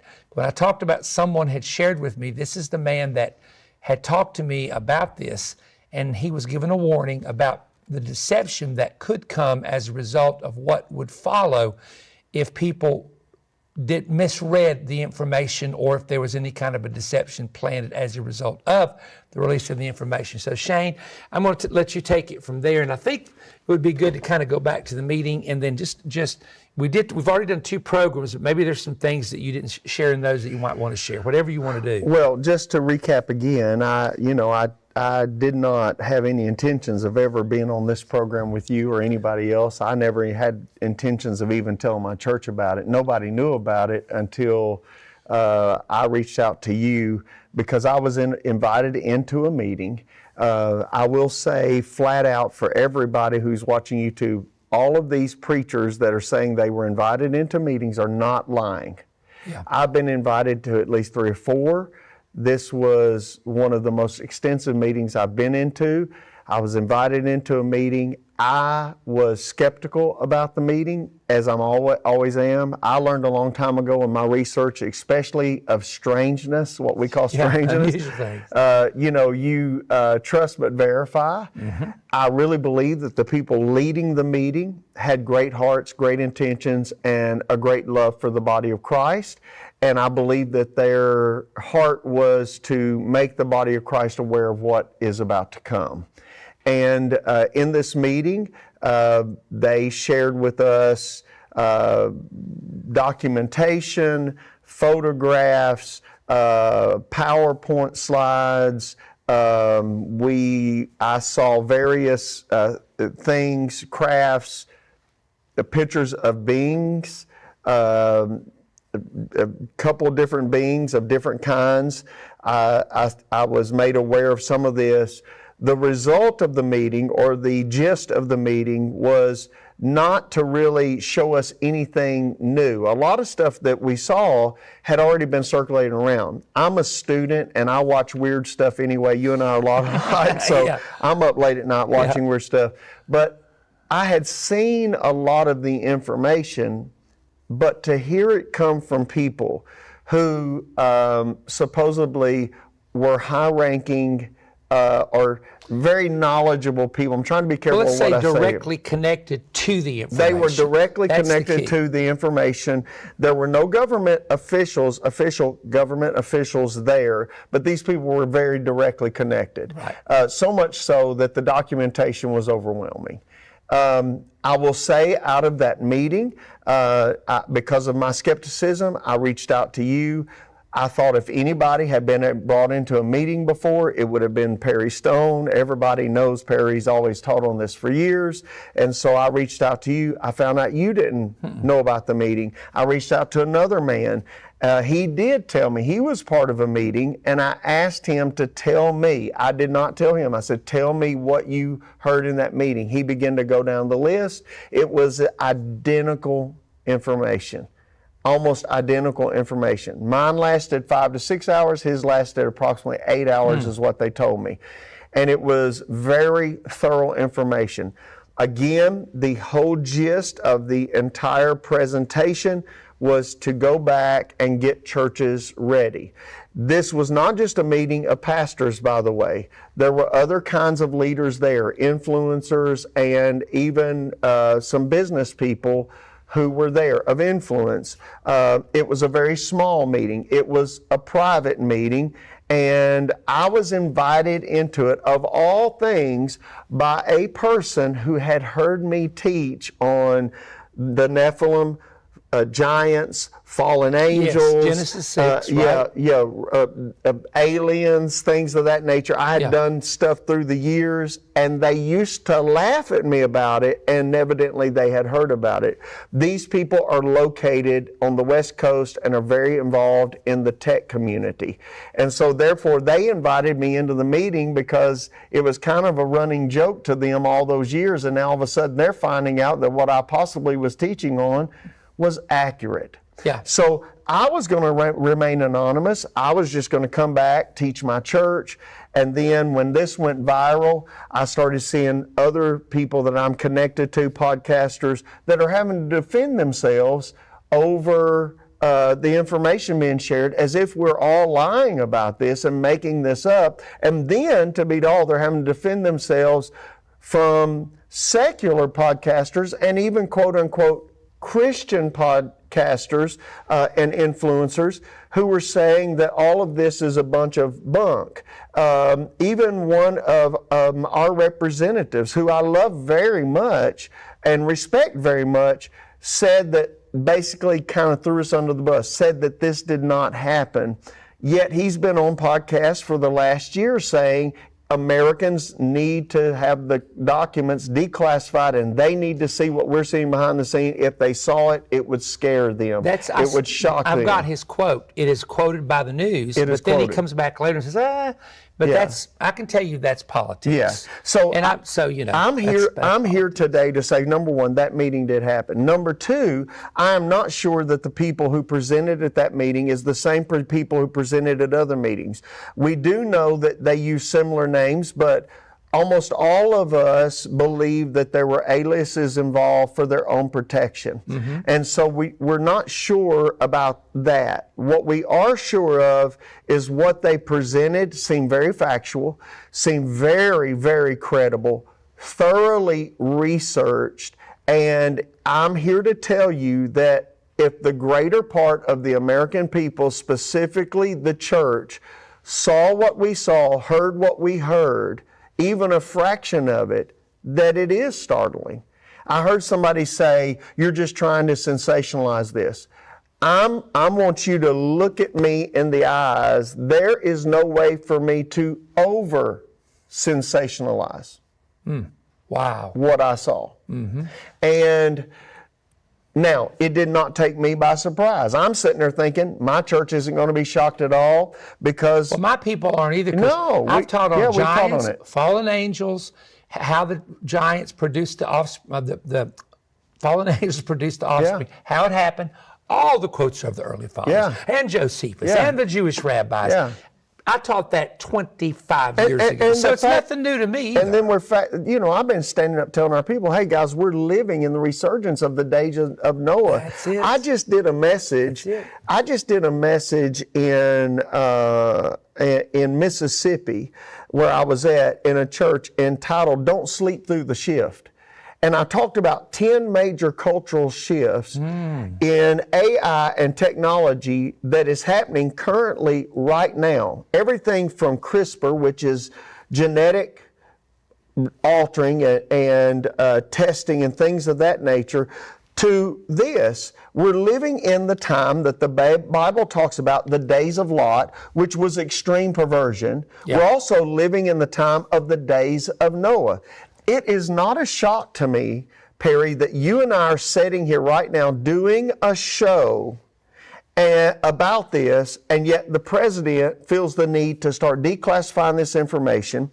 Dr. Stephen Greer is on television, and he is having a conference claiming interstellar beings and intergalactic beings coming to the planet, that we're on the edge of a dawning of a new age of civilization, and that he was literally calling for the military to scale back any attacks upon any craft.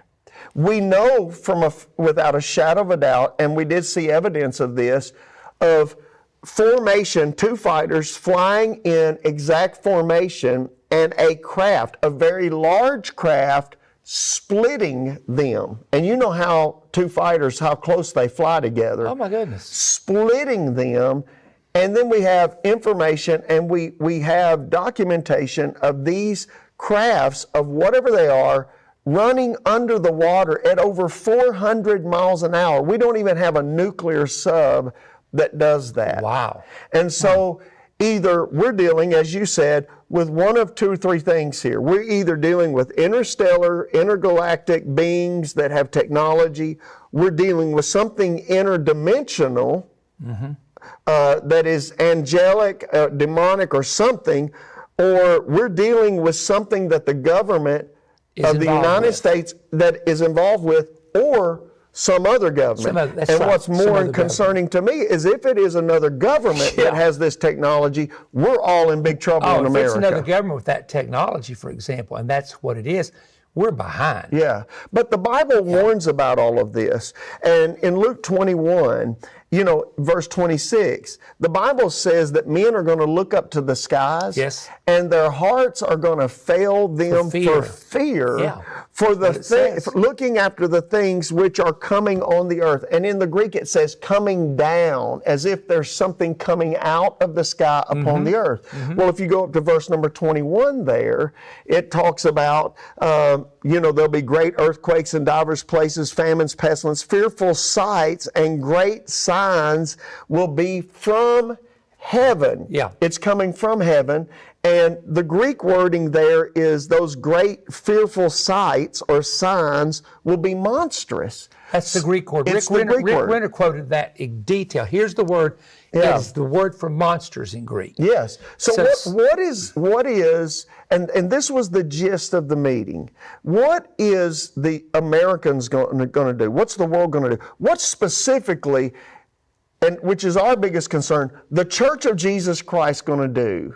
When we're supposed to be able to give an answer for our faith, and yet we have never been taught anything about this out of the Bible. Most people avoid it. And most podcasters, I've heard several podcasters say, well, I think the church for the most part are going to be prepared. Well, that's because you're assuming. That was faster than I expected. Oh, shoot, I forgot my coffee. I made the coffee and I forgot to get it. It's okay. I'll let it brew for another minute and then I'll go back in there. Is this any good? This video? Because I was planning on watching a different one.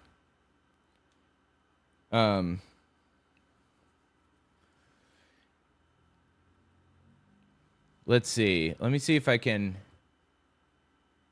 hang on. Give me a second here to... Actually, I'm going to let this play for a second while I figure this out. Just because you got 750,000 subscribers, that's the bulk of the world. Well, there's 350, 400 million people in America, and I got news for you. They're not all watching your and there's program. A lot of illiterate in that crap, biblically illiterate. Yes, we're the most biblically illiterate generation in the history of the world. And for the ones who are biblically literate, we're not teaching on subjects. Oh, wow. I didn't know it would pause when I flipped over. Interesting. This one is Perry Stone, UFO disclosure. Okay. Let me continue here. It's like this. Yeah. Oh, wait. Are these the same video? I think these are the same video. No, they're not. They're different videos. Huh.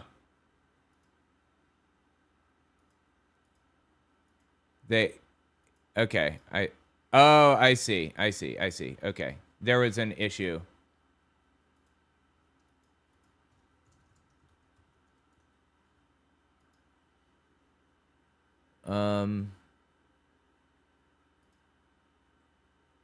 Oops. Okay. That's weird. All right, let's continue. Let's watch this one.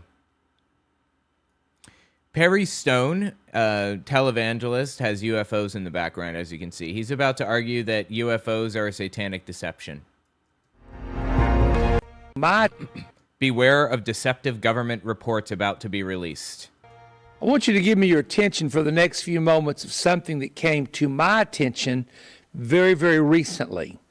I had a friend that sent me a text message. I was in a meeting, a weekend meeting, preaching Friday, Saturday, and Sunday morning. And he said, Perry, can you give me a call? I have some information that has come to my attention. Of course, when a friend of yours does that you know quite well, you have no idea what information they're talking about. And I'm not going to go into great detail, but there were a large number of pastors that had been invited to go to a certain state to hear some men in the United States government and others share with them a concern that they had. And this particular man, and I'll not name him. It was Burleson, the Congressman Burleson. And it was, God,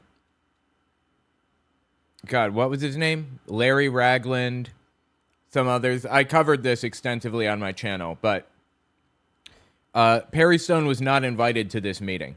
This was a real meeting that really took place. And they were trying to convince pastors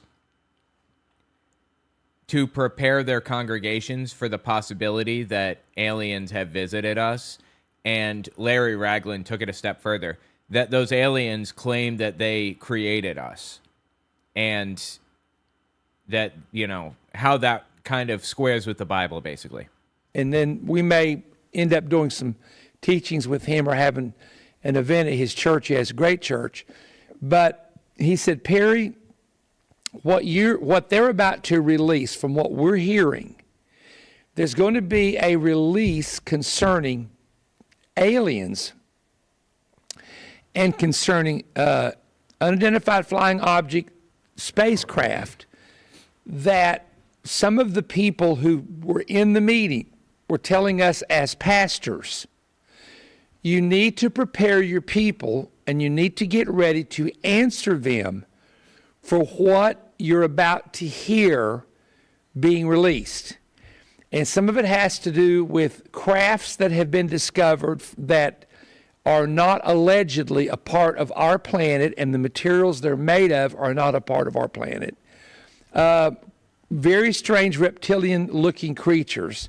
Reptilian? Oh, boy. Wait a minute. I just received word. Hang on. Something really important. I just received word that Nericle's 57th birthday is tomorrow.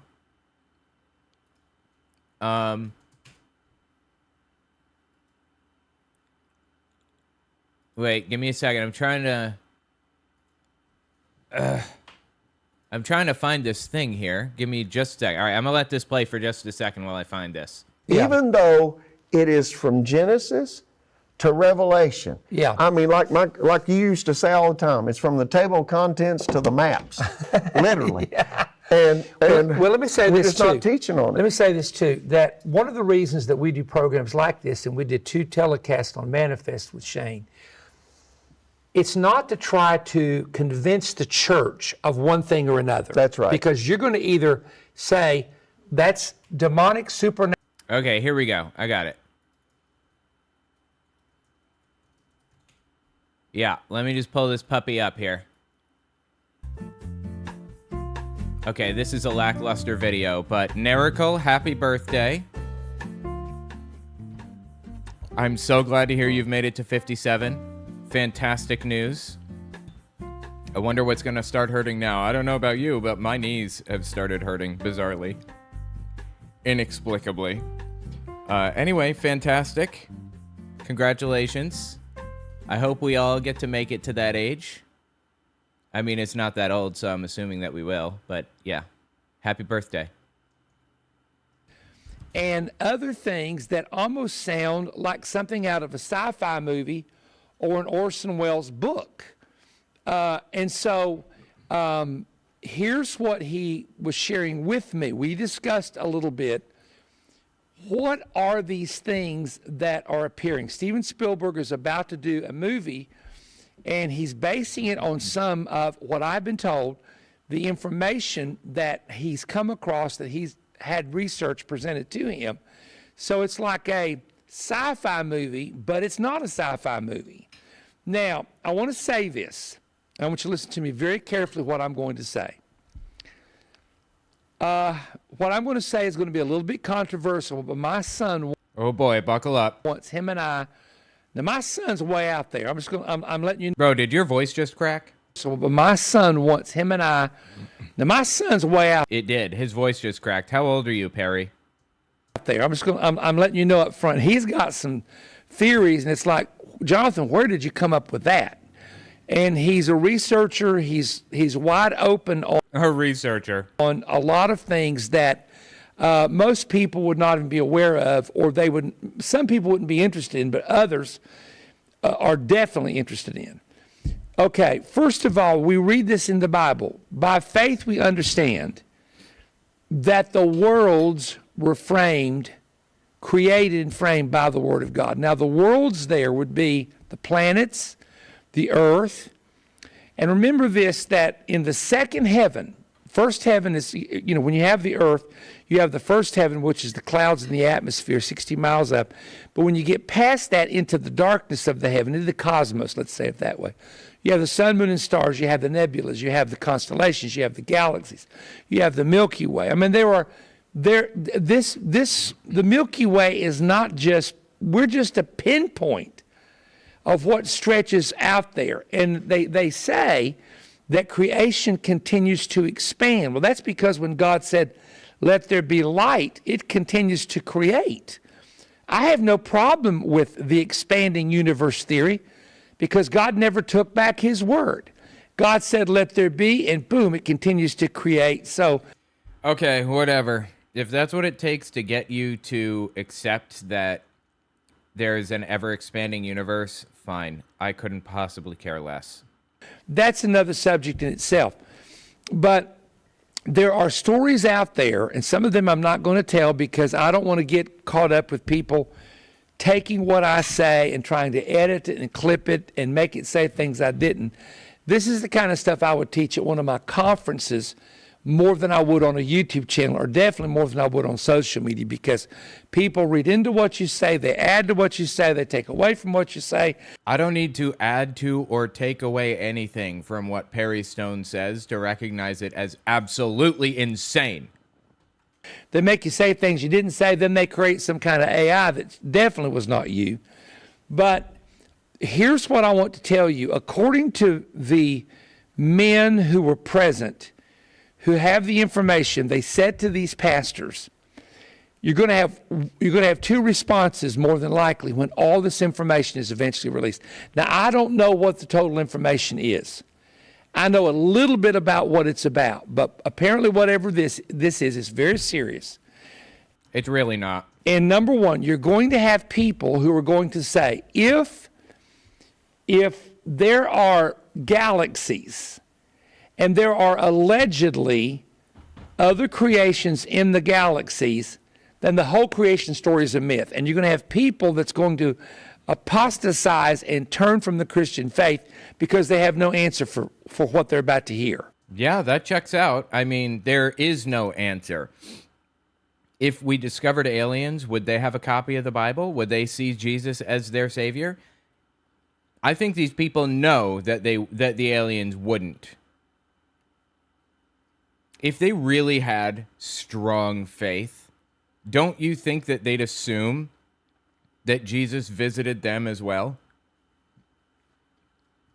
I feel like the fact that Perry Stone and these other pastors automatically assume that aliens wouldn't have some kind of connection to Jesus is an indication that deep inside they know that their interpretation of this is not real. That their understanding of being created in, 6 literal days, 6,000 years ago, is ridiculous. And if anything, God sparked the whole process into being instead of directly creating everything in 6 days. Then they said the opposite will be. There will be a group of people who are not followers of Christ, are not followers of the Bible, and they're going to freak out, and they're going to come to pastors, ministers, and teachers and say, what is this? Is this really real? Now, my son thinks that a lot of this is going to be government fabrications to eventually, over time, explain away disappearances. Now, you know, this is not a movie. There's like 11 scientists that all have one thing in common. I'll let you research this, that have disappeared. They've just disappeared. What's happened to them? Have they all decided to go in hiding? Have they all decided to go into some underground government bunker? Nobody knows what's happened to them. They've just up and disappeared. I would love to know what he's talking about here. You see this right here? This. Hang on. Let me find this transcript real fast.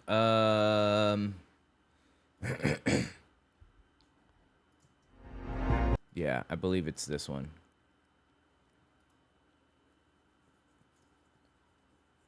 Okay. 11 scientists. Let me see if I can find some info here. Let's see. Give it a second.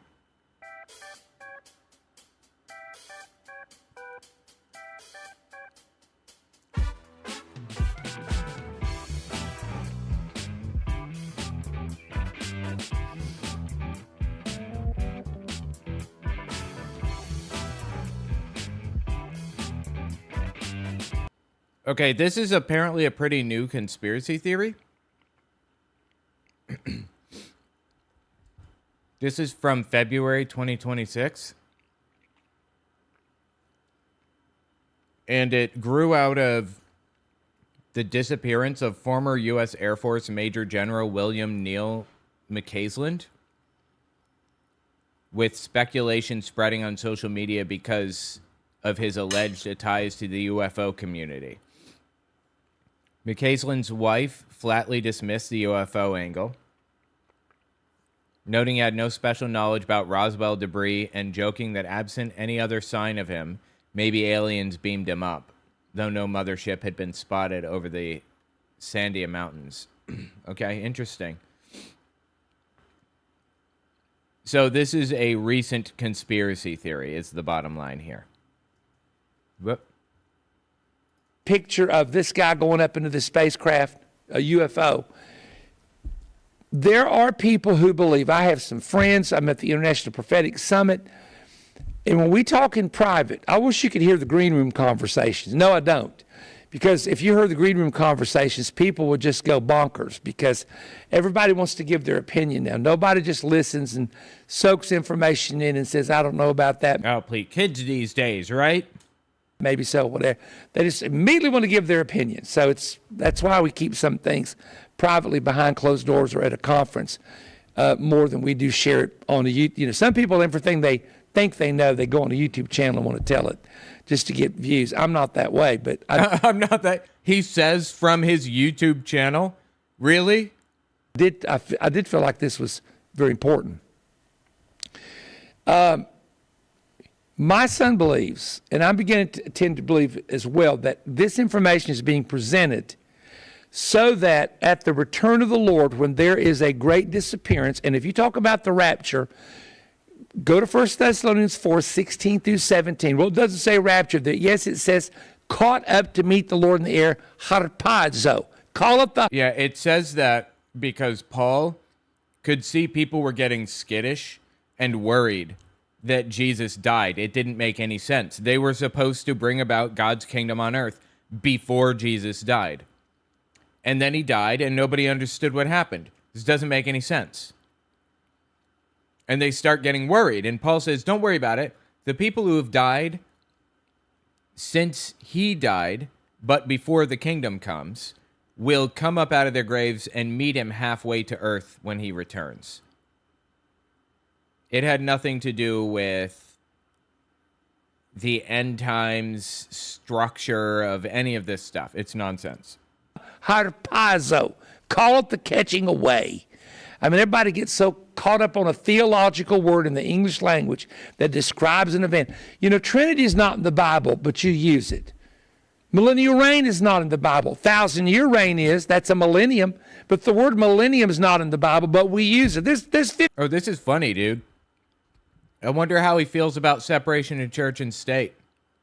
His buddy David Barton is constantly saying separation of church and state isn't in the Bible. But the concept is. Gun rights aren't in the Constitution. The Second Amendment is in the Constitution, but the word gun rights, or the term gun rights, is not there. 15 theological words that we use in the Christian faith that describe an event, an occurrence in the Scripture. But you got people, you know, please forgive me for saying this, but it's true. You got people trying to preach prophecy right now that have no pastor, no church, and no background in the preaching at all. All they do is go out there and collect everybody's material, and they want to make a YouTube video on it. They have no background. I have been preaching prophecy for 50 years. Okay. I've written 100 books. Half of those are prophetic books. I doubt it. Let me find out. How many books has this dude actually written? And prophetic? Is there any proof of this? Is he counting his blog posts as books? Apparently, one book tracking website lists 60 books, 9 in the Unusual Prophecies Being Fulfilled series, and 51 nonfiction, with his first Precious Promises for Believers in 1980, and a recent one being The Revelation Generation in July 2024. That is so many books, dude. I've written 3, and I feel like I'm already kind of maxing out here. I remember back when everybody said the Antichrist is a Jew from the tribe of Dan. I said, no, it's not. It's the 12th Imam called the Mahdi of Islam. I preached that in 1991. Oh, and that makes it true. Totally. You think, unironically, the Antichrist is going to be a Muslim? Really? Okay. I talked about the ashes of the red heifer in 1984. I mean, the red heifer concept has been around since forever. It's been around for a very long time.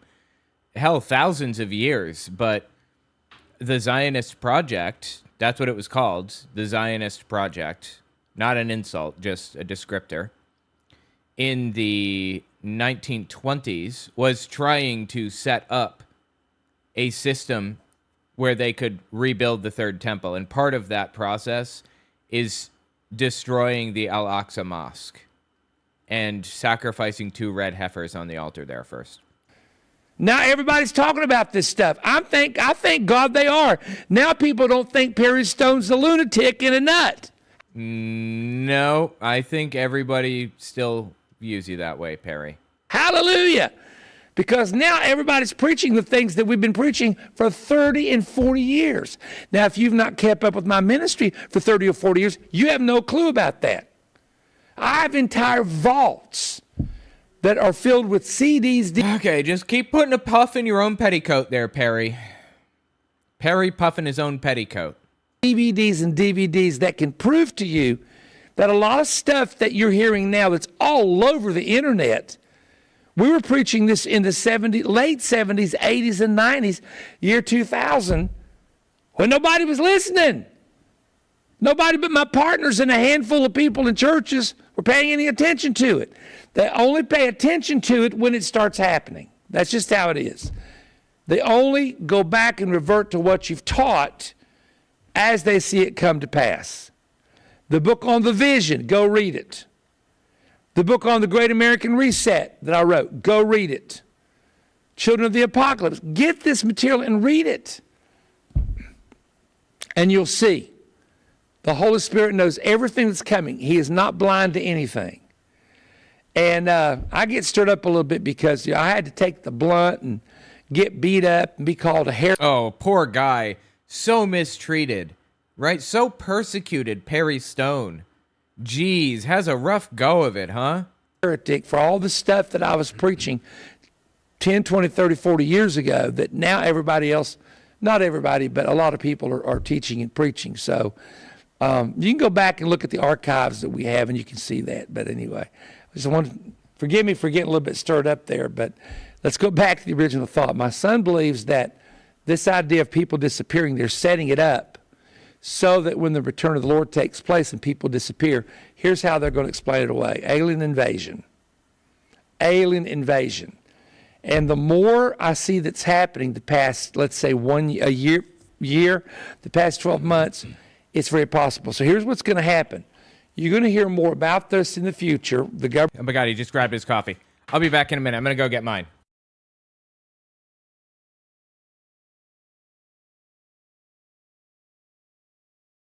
Government's going to start releasing these papers, information, possibly some video clips. And it's going to cause two things. It's going to cause some people to lose their faith in God, and they're going to. The Bible even says in the last days there would be a falling away, apostasy, a revolt from the truth. There'd be people following teachers, having itching ears. Some would depart the faith, giving heed to seducing spirits, doctrines of devils. This is going to happen.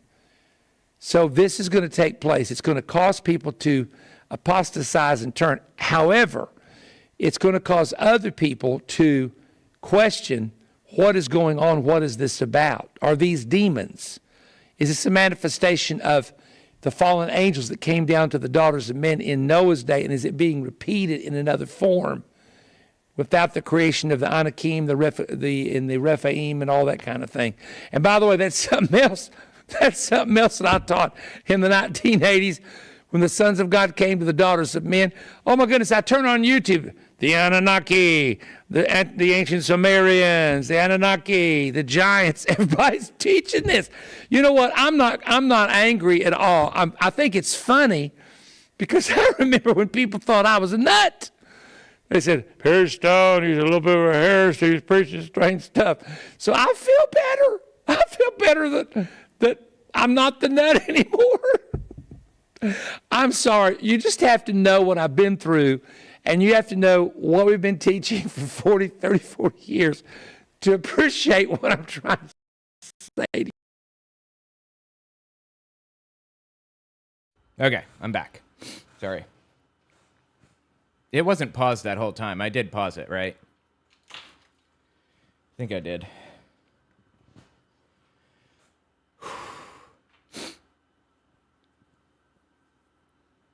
All right, let's step back to the markers here. Here we are. It's going to start releasing these papers, information, possibly some video clips. And it's going to cause two things. It's going to cause some people to lose their faith in God, and they're going to. The Bible even says in the last days there would be a falling away, apostasy, a revolt from the truth. There'd be people following teachers, having itching ears. Some would depart the faith, giving heed to seducing spirits, doctrines of devils. This is going to happen. So this is going to take place. It's going to cause people to apostatize and turn. However, it's going to cause other people to question what is going on. What is this about? Are these demons? Is this a manifestation of the fallen angels that came down to the daughters of men in Noah's day? And is it being repeated in another form? So in Noah's day, the Nephilim were demons, or they were fallen angels who had marital relations with like humans, and they created demon-human hybrids, right? That was the Nephilim. Do we see fallen angels having marital relations with humans today? Because I don't know how he would answer that, I will answer it. The answer is no. That's not happening. It's like he thinks we live in the TV show Supernatural or something. Without the creation of the Anakim, the Rephaim, and all that kind of thing. And by the way, that's something else. That's something else that I taught in the 1980s when the sons of God came to the daughters of men. Oh my goodness, I turn on YouTube. The Anunnaki, the ancient Sumerians, the Anunnaki, the giants. Everybody's teaching this. You know. Yeah, everybody was not teaching this. Just the weird little nutcases that you listen to appear to have been teaching this. You know what? I'm not angry at all. I think it's funny because I remember when people thought I was a nut. You are a nut, Perry. They said, Perry Stone, he's a little bit of a heresy, he's preaching strange stuff. So I feel better. I feel better that I'm not the nut anymore. I'm sorry. You just have to know what I've been through, and you have to know what we've been teaching for 40 years to appreciate what I'm trying to say to you right now. My goodness. So anyway, I wanted to bring you this update and just tell you, don't be deceived by things that's happening. And when all this is released, I will come back with answers, and we're going to yeah, Perry Stone's going to have the answers. You got to come to him for the truth, right? Some teaching on this type of thing because there are answers to this. There was a Luciferian kingdom before Adam was ever created on the earth. That's all I'm going to say, because now you can take that and research it. But I believe that. I've believed that for many years. Finis Dake, who I had his Bible when I was 16 years of age and still have the Dake's Bible, one of the great study Bibles. He believed in the pre-Adamic world, that there was a world before the creation of Adam, but I believe there was, but he made it a human world. It was an angelic world. That's the difference I have with that. And I don't have time to preach that or teach that, but I've got all my research put away. When the time comes, we're going to do that. So that will explain a lot of what you're about to hear that goes back to the ancient time. I got to shut up. I've got oh, please. Got things I've got to do upstairs. I'm writing a book, actually 2 books. Another? And working on a number of other things. So if you appreciate this type of content right now, thumbs up only once. If you what? You hit it a couple times, it disconnects you from my YouTube channel. Don't ask me why YouTube did that. But you only hit thumbs up once. What? Do people really not know that you can't hit the thumb like 16 times? I've never heard of anybody having this problem before. And it says, I like this, and you'll see that. And what that does is it helps me to know that you like our content. And okay, jumping forward. Is this really, literally half of the video is an ad? With transfer. Oh my God, dude. Okay. Well, there was another one that he did that I want to watch. Anyway, tell me what you think about it in the comments. That dude is absolutely a nut. Let's watch the other one that we were... Where did it go? This is it here. Okay. Perry Stone claims that there are UFOs visiting us right now, and the government is briefing people on how to, briefing pastors on how to shepherd their flock through this alien visitation or whatever. It's insane. Let's give this a listen. Eyewitness update, it says. I want to say welcome to... It says manifest. Do you see that? Manifest. M-A-N-N-A, like from the Bible, you know? I want to say welcome to the Perry Stone YouTube channel, and this is a great day of understanding, and it will be if you'll watch everything that we're about to present to you. Mm-hmm. We have with us a gentleman that I have known a long time, 40 years now? 35 to 40. At least 35. Yeah. That sounds old, so we won't talk about how long we've known each other. But he pastors the Bend in Cookeville, Tennessee, which is a fabulous church, and we've been there a few times ministering. But I appreciate his friendship, but I also appreciate the fact that he's a researcher. When he studies something, whether he's writing a book or he's studying something from scripture, from history, he goes in depth with it. Now, he has been personally a part of at least 3 or 4 meetings that dealt with the future of release of the documents, which is called the UFO files that the government has had classified for quite some time that are now slowly being released little by little. And he was one of the men that was in the meeting that when I did the little video, it was just a video I did for YouTube, it went viral. I had no idea it was going to do that. When I talked about, someone had shared with me, this is the man that had talked to me about this, and he was given a warning about the deception that could come as a result of what would follow if people misread the information, or if there was any kind of a deception planted as a result of the release of the information. So Shane, I'm going to let you take it from there, and I think it would be good to kind of go back to the meeting and then... So this guy was actually in the meeting. I believe that there really was a meeting, that the meeting was run by Christian nationalists, and there was at least one congressman involved, Eric Burleson, I believe. We've already done 2 programs, but maybe there's some things that you didn't share in those that you might want to share, whatever you want to do. Well, just to recap again, I did not have any intentions of ever being on this program with you or anybody else. I never had intentions of even telling my church about it. Nobody knew about it until I reached out to you, because I was invited into a meeting. I will say flat out for everybody who's watching YouTube, all of these preachers that are saying they were invited into meetings are not lying. Yeah. I've been invited to at least 3 or 4. This was... Like, why these nobodies? Why not Paula White? Why not Kenneth Copeland?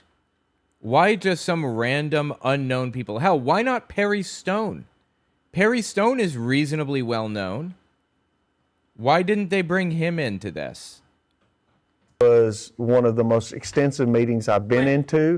God damn it, hang on. Get, shoot.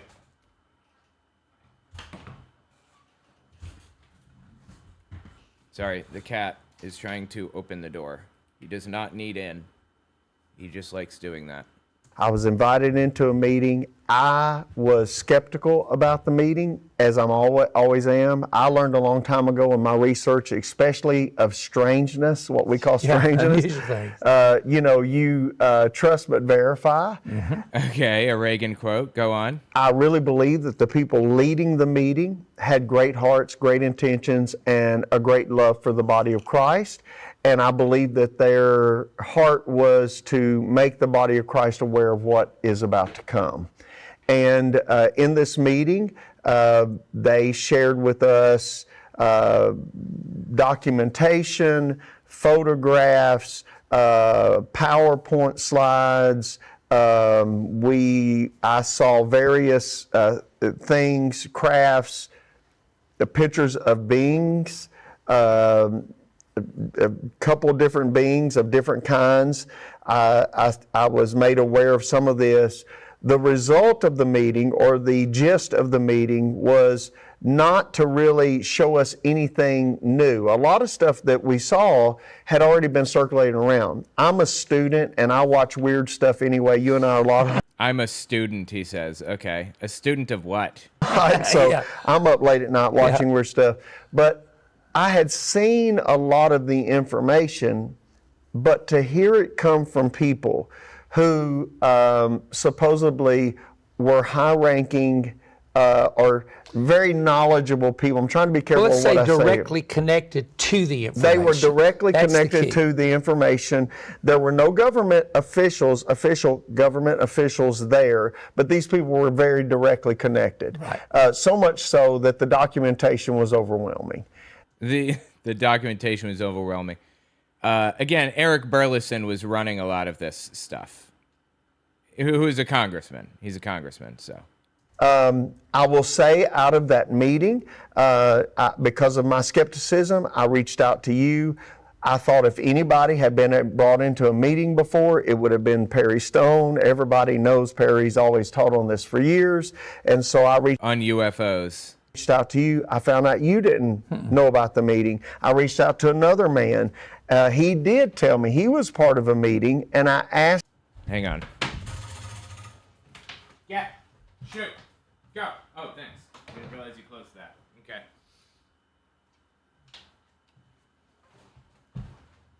All right. The cat keeps trying to get in for no reason. He does not need in here. He just wants to be a pain in the ass, I think. But But the door is closed now, so it should be good. Him to tell me. I did not tell him. I said, tell me what you heard in that meeting. He began to go down the list. It was identical information, almost identical information. Mine lasted 5 to 6 hours. His lasted approximately 8 hours is what they told me. And it was very thorough information. Again, the whole... Thorough information on what specifically? I would love to know. Like, what information is he claiming they gave him? The gist of the entire presentation was to go back and get churches ready. This was not just a meeting of pastors, by the way. There were other kinds of leaders there, influencers, and even some business people who were there of influence. It was a very small meeting. It was a private meeting. I think they said there were about 10 of them there total, 10 people. And I was invited into it, of all things, by a person who had heard me teach on the Nephilim, giants, fallen angels, yes, Genesis 6, right? Aliens, things of that nature. Wait. Aliens are not in Genesis. You're just making this up. Had done stuff through the years, and they used to laugh at me about it, and evidently they had heard about it. It's laugh-worthy. These people are located on the West Coast and are very involved in the tech community. And so therefore they invited me into the meeting because it was kind of a running joke to them all those years, and now all of a sudden they're finding out that what I possibly was teaching on was accurate. No. Yeah. So I was going to remain anonymous. I was just going to come back, teach my church. And then when this went viral, I started seeing other people that I'm connected to, podcasters, that are having to defend themselves over the information being shared as if we're all lying about this. And I don't think they're lying about the meeting. I think it's clear that they're not. There seems to have been a meeting. I think that they're blowing this up into this big thing to make it out like the government is briefing pastors to get them to understand that aliens are like here now and you have to prepare your flock for it or whatever. That's insane. Making this up, and then to beat all, they're having to defend themselves from secular podcasters and even quote unquote Christian podcasters. Secular podcasters, would that be me? Do I fall into that category? And influencers who were saying that all of this is a bunch of bunk. Even one of our representatives, who I love very much and respect very much, said that, basically kind of threw us under the bus, said that this did not happen. Yet he's been on podcasts for the last year saying Americans need to have the documents declassified and they need to see what we're seeing behind the scene. If they saw it, it would scare them. It would shock them. I've got his quote. It is quoted by the news, but then he comes back later and says, but I can tell you that's politics. Yeah. So I'm here today to say, number one, that meeting did happen. Number two, I am not sure that the people who presented at that meeting is the same people who presented at other meetings. We do know that they use similar names, but almost all of us believe that there were aliases involved for their own protection. Mm-hmm. Oh, please. Aliases for their own protection. Get help, people, really. Some kind of deep state garbage. And so we're not sure about that. What we are sure of is what they presented seemed very factual, seemed very, very credible, thoroughly researched. They haven't actually told us what they said in the meeting. Larry Ragland claimed aliens are here and they are claiming to be our creators. But he had to walk that back with Eric Burleson, Congressman Eric Burleson. And I'm here to tell you that if the greater part of the American people, specifically the church, saw what we saw, heard what we heard, even a fraction of it, that it is startling. I heard somebody... Can you give us literally anything at all? Because they released all those UFO files a couple of months ago, whenever that was, and there was nothing in there of real interest. say, you're just trying to sensationalize this. I want you to look at me in the eyes. There is no way for me to over sensationalize what I saw. And now, again, they're not government operatives. They're working for Burleson, I believe, or in association with Burleson. But Burleson is the only government operative there. And he just called into the meeting and spoke to them. That's all. Did not take me by surprise. I'm sitting there thinking my church isn't going to be shocked at all because my people aren't either. No, I've taught on giants, on it. Fallen angels, how the giants produced the offspring, the fallen angels produced the offspring, how it happened. All the quotes of the early fathers and Josephus and the Jewish rabbis. I taught that 25 years ago, so it's nothing new to me either. And then I've been standing up telling our people, hey guys, we're living in the resurgence of the days of Noah. That's it. I just did a message. In Mississippi, where I was in a church entitled "Don't Sleep Through the Shift." And I talked about 10 major cultural shifts in AI and technology that is happening currently right now. Everything from CRISPR, which is genetic altering and testing and things of that nature, to this. We're living in the time that the Bible talks about, the days of Lot, which was extreme perversion. So any new technology that these people come up against, they always find some way to relate it back to the Bible. Like, please, into Bible prophecy and imply that, like, this is a sign of the end times or something. We're also living in the time of the days of Noah. It is not a shock to me, Perry, that you and I are sitting here right now doing a show about this, and yet the president feels the need to start declassifying this information. Dr. Stephen Greer is on television, and he is having a conference claiming interstellar beings and intergalactic beings coming to the planet, that we're on the edge of a dawning of a new age of civilization, and that he was literally calling for the military to scale back any attacks upon any craft. We know without a shadow of a doubt, and we did see evidence of this, of formation, two fighters flying in exact formation, and a craft, a very large craft, splitting them. And okay, great. Do we have video of that? And is it absolutely irrefutable? If I see that, is there any chance that I'm going to say this is clearly a weather balloon? Because so far, that's what it's been. You know how two fighters, how close they fly together. Oh, my goodness. Splitting them. And then we have information and we have documentation of these crafts, of whatever they are, running under the water at over 400 miles an hour. We don't even have a nuclear sub that does that. Wow. And so either we're dealing, as you said, with one of two or three things. Hang on, let me pull this transcript and see if I can get some info on this. Here, we're either dealing with interstellar, intergalactic beings that have technology.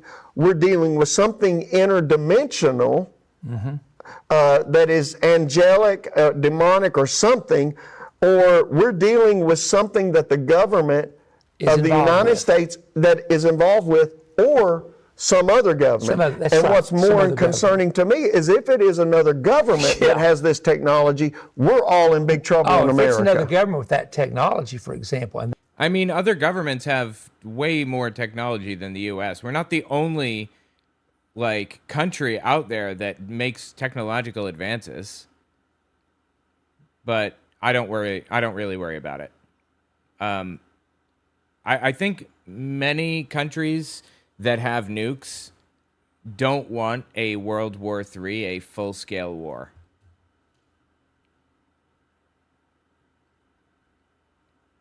Yeah,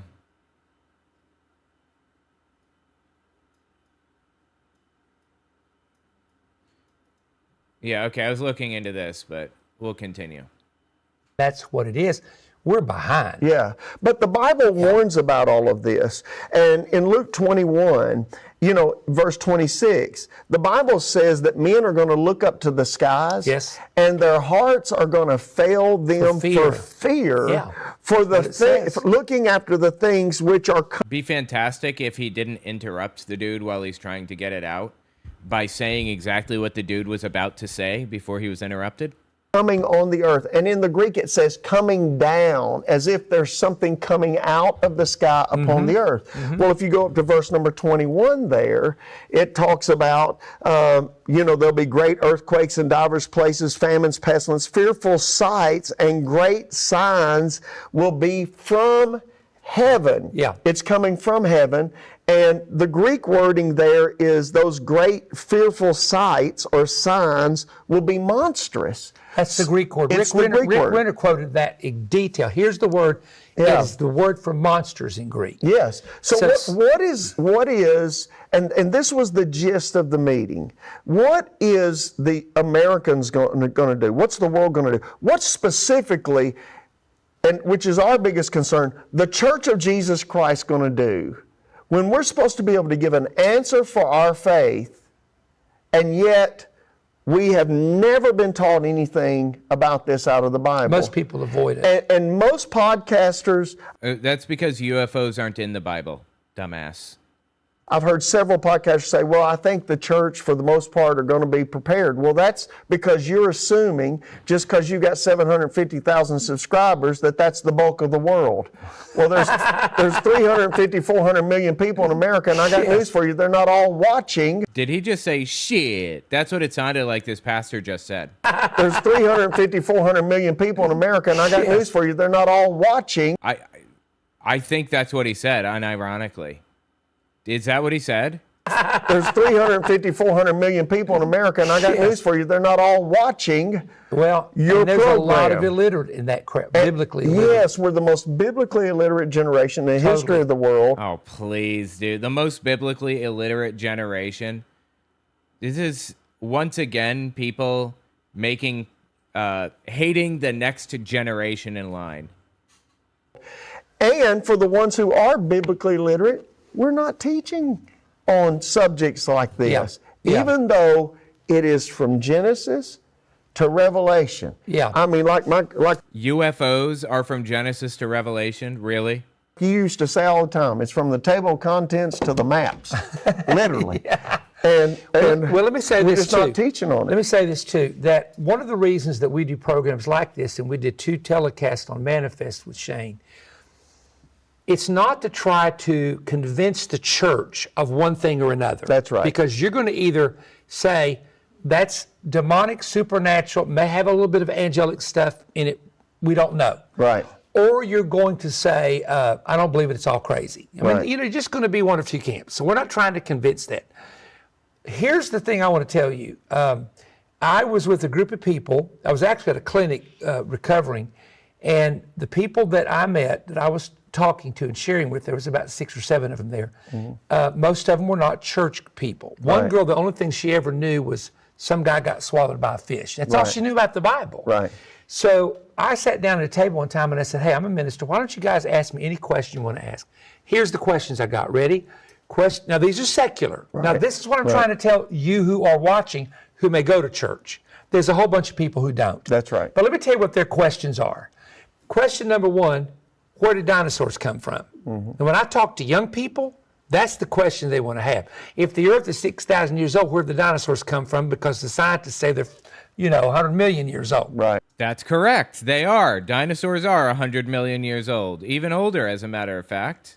It's a question. Nobody wants to answer it, though. You got to have faith. Just believe in faith. No, people want answers. That's right. I want to give people answers, at least give them the possibility of answers, something to think about. The second question was the earth like 6,000 years old, and creation story? And here's the big one. Ready? What are UFOs? They all wanted to know, is a UFO real? Do you think there's life on other planets? If they are, how they get there? What are these things showing up? And this is before all this came out. This is years and years ago, right? Now, when you hear me teach, or you hear someone say alien, immediately, if people are not paying attention to the context of what you're saying, They say, there's people out there saying, Perry Stone believes in aliens. That is not what Perry Stone's ever said. Perry Stone does not believe in aliens? Is that what you're trying to tell me? The secular world uses the word aliens. Let me tell you the phrase the Bible uses, fallen angels. That's right. That's right. The B'nai Elohim, 2 Peter 2:4, Jude 6, fallen angels. I do believe in life on another planet. God's out there. There's a place called heaven, and it's got all kinds. Oh, that was so funny. OMG. Boy, he's a joker. This guy should be a comedian. Why isn't he? Why isn't this guy a comedian? Of beings in it. You can read. And got some strange looking beings in it. So I do believe in life on other planets. So there's your answer for that, right? But what concerns me, and let me go back to that again, because there were, and this is the mystery of ages past, before the flood of Noah, there is definitely evidence. There is evidence in historical documents that are 5,000 years old, 5,500 years old, 4,000 years old, that there were a group of giants on the earth. No. There is no historical evidence that there was a group of giants on the earth. Get help, seriously. Yes. How did they get here? Moses said God sent down, the Jewish rabbis, the early fathers teach us that God sent angels down in the form of men. You can see that in Genesis 19. Right. There's a good example of it. To teach men the things of God and righteousness, because there was no written word from God. So basically in the Old Testament, angels were the ones that showed up, talked to Abraham, talked to Isaac, talked to David. Wait, so were those the aliens? God used angels before there was the Torah to reveal himself. And you know that. It's all through the Old Testament. But when you look at what all of this is about, those angels, when they became men, could sin just as men could. Right. Christ came from heaven in the body of a woman. Paul said in Hebrews, a body that has prepared me. But when Jesus came forth as a human and as a man, he could be tempted in all points as you and I without sin. Yet he was the Lord, he was God, but he was man. Right. But the God side. Yeah, the Trinity is logically inconsistent. The Trinity was added 100 years later. It's not actually part of the Bible, and it doesn't make any sense. Can resist the enemy, the man side could be tempted, which is Luke chapter 4. Luke 4, he was tempted of the devil 40 days and 40 nights. So in line with my thinking here, this is what I want you to see, that there are going to be days of Noah mysteries, days of Noah signs repeated, days of Lot repeated. Those are the two time frames that Jesus talked about. Did you know that while we're talking about Lot? Okay, I don't remember the Bible saying that days of Noah will be repeated. I could be wrong, but I also believe, I could be wrong. I do remember, however, the Bible sending the rain, or God sending the rainbow as a symbol that he was never going to do that again, flood the world, that is. And, the biggest takeaway out of Lot was the perversion that was happening. It's interesting that they're preparing right now on the sea, the Dead Sea. The Dead Sea. Where Sodom was located. Where Sodom and Gomorrah was located. You have no idea where Sodom and Gomorrah were located. They're preparing the largest gathering for homosexuals and lesbians. In that area? Yes, as a... Shit, sounds like a good time. Hang on, let me look this up. Wait, let me pause the game. 1 second.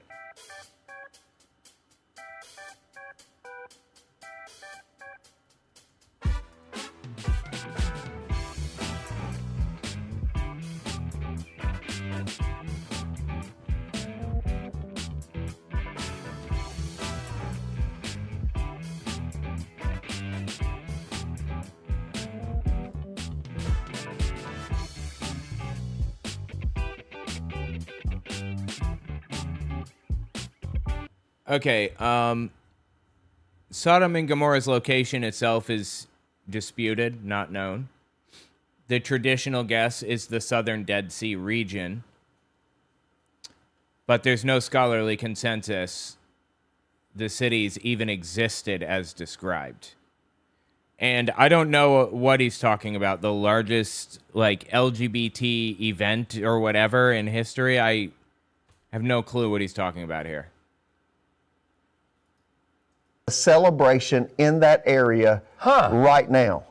and they're getting ready to have this. You need to research it and do some study on it and do a program on it. That is a prophetic parallel. It is a prophetic parallel. If you go, all you got to do is go to Genesis 19 and read that, and you'll understand what Shane's talking about, the parallel that's there. But let me say this, there are a lot of mysteries of ages past.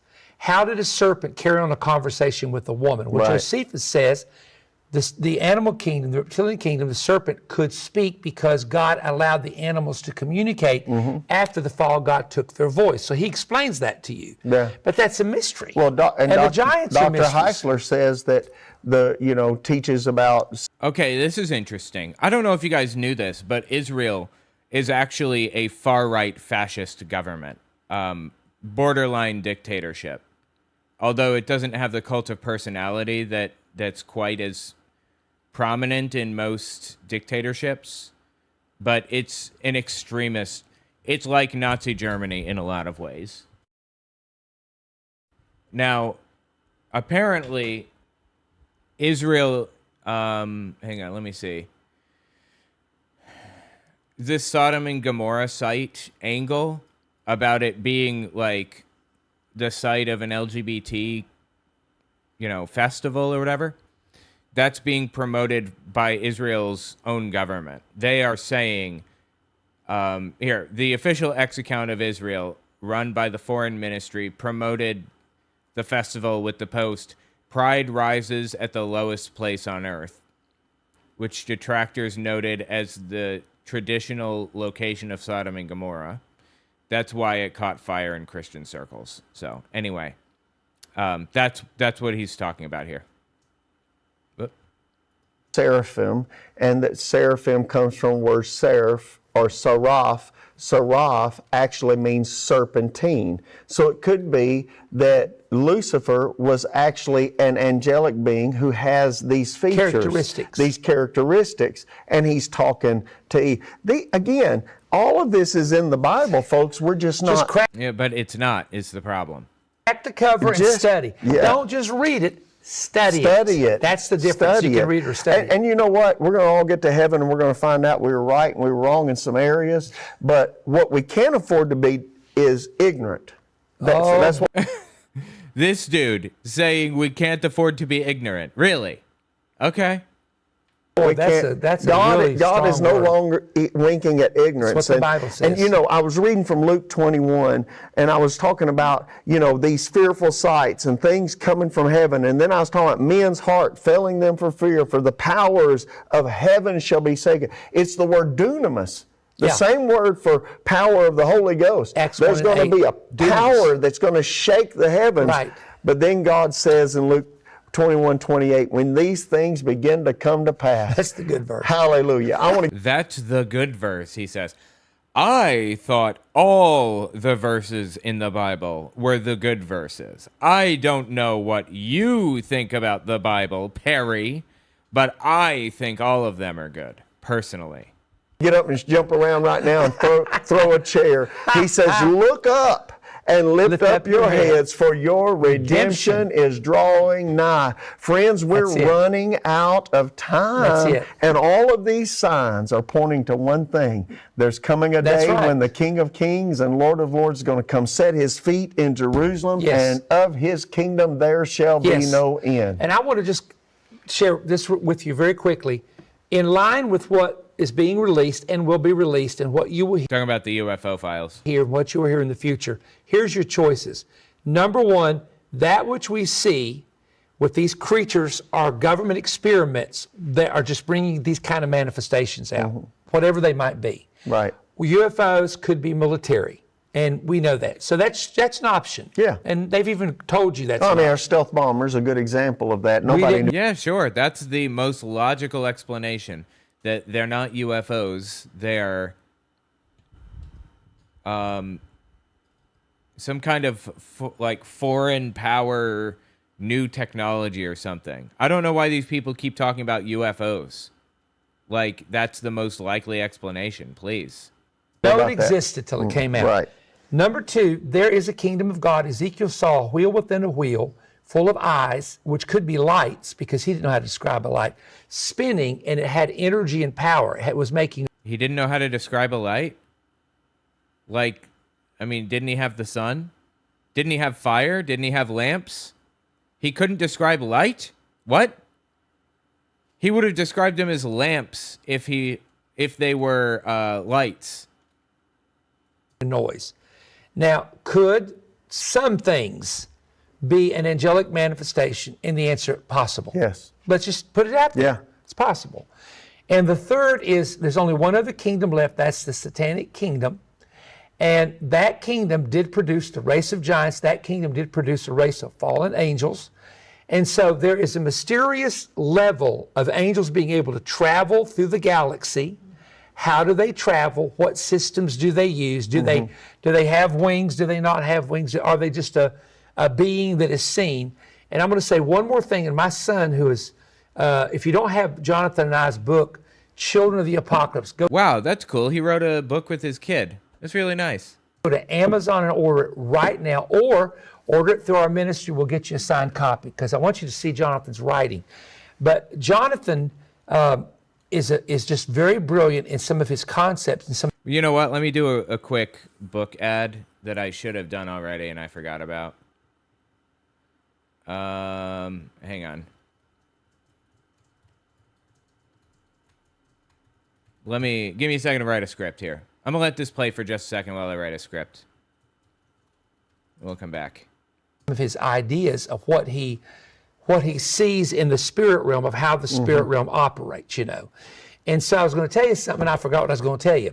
But can you believe it? It's age, folks. It's age.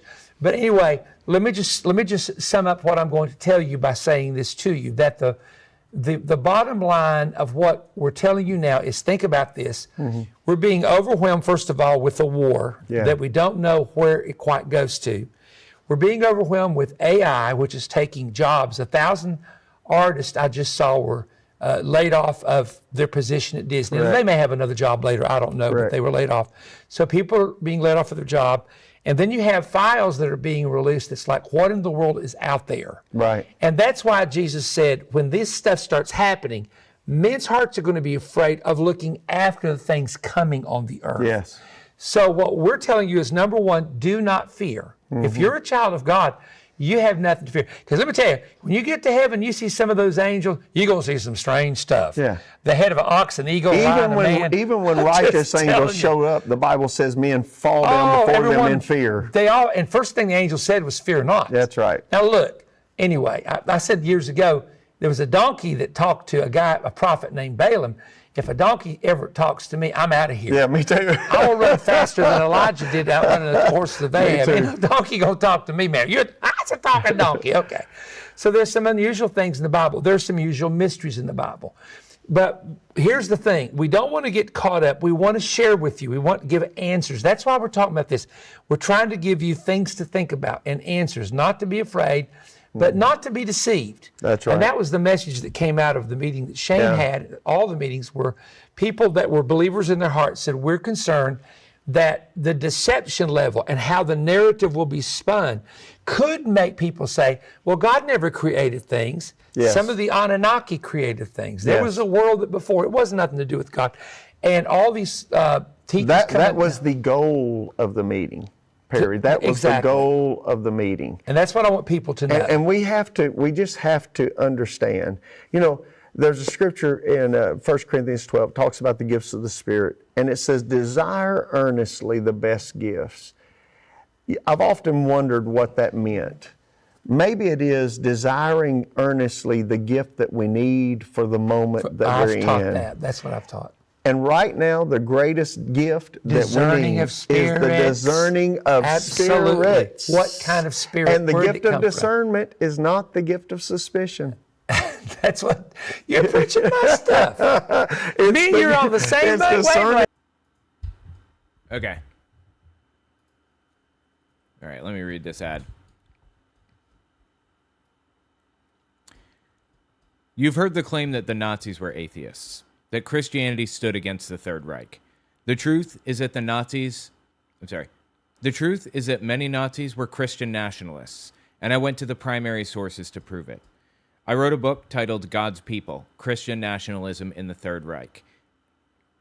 I translated documents that had never appeared in English. I traced the propaganda, the sermons, and the church declarations straight from the people who wrote them. No secondhand summaries, no comfortable myths, just the record in its own words. Just the record in their own words. If you want to understand how Christian nationalism took root in a dying democracy, this is the book.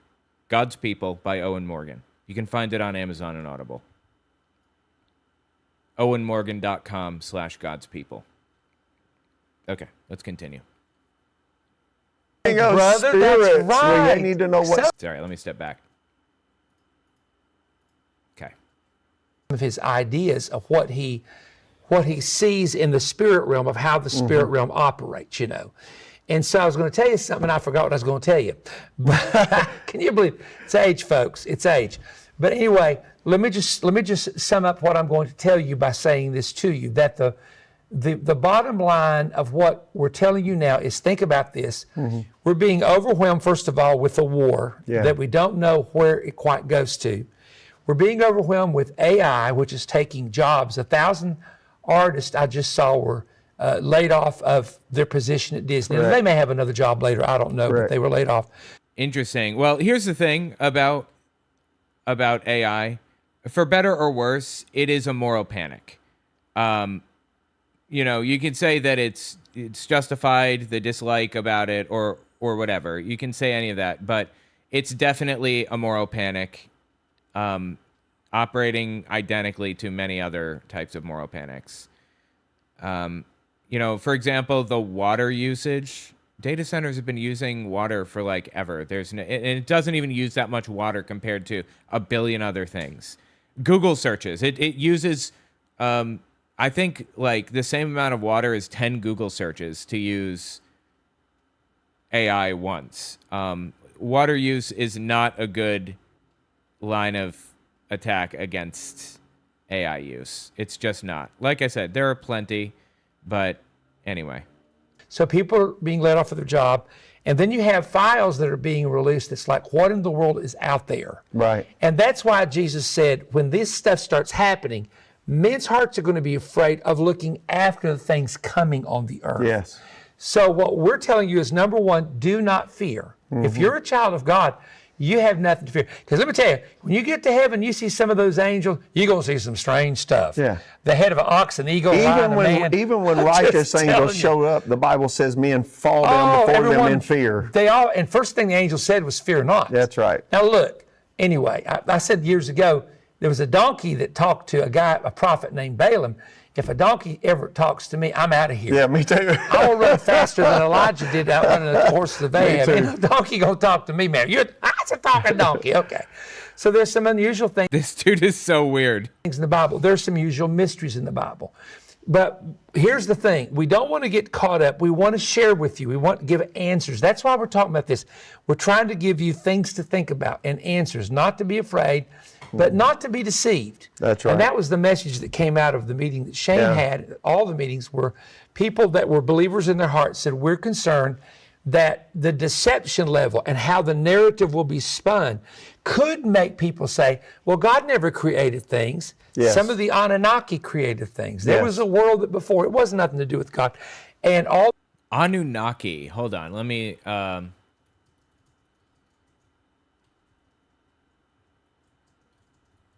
I feel like I know this term from spirit science.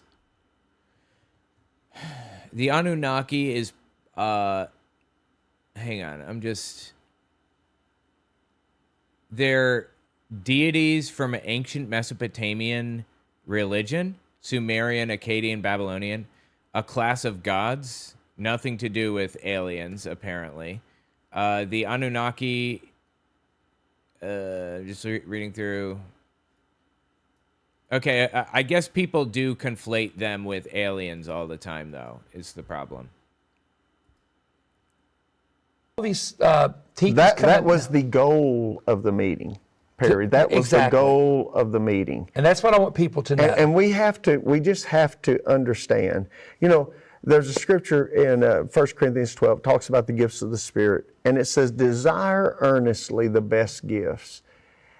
I've often wondered what that meant. Maybe it is desiring earnestly the gift that we need for the moment that we're I've taught in. that. That's what I've taught. And right now, the greatest gift that we need is the discerning of spirits. What kind of spirit? And the gift of discernment is not the gift of suspicion. That's what you're preaching my stuff. Me and you're on the same wavelength, brother. Spirits. That's right. We need to know what spirits we're dealing with. Anyway. Well, I want to say, how can people get in touch with you? You have books. You have all kinds of material. First of all, where do you pastor? I pastor in Cookeville, Tennessee at the Bend Church, and just the Bend, B-E-N-D. Okay, it seems like this is the end. That was wild, dude. What is wrong with these people, genuinely? All of this shit about, like... all this shit about, like, UFOs. This is wild, dude. Wild. Wild stuff. Tell me your thoughts. All right, cool. I think I can call that one there. Let's see. There was another video I wanted to watch. I think I'm caught up on Fireside. It'd be good if I had some extra videos for Maine. Let's see. I have one at least.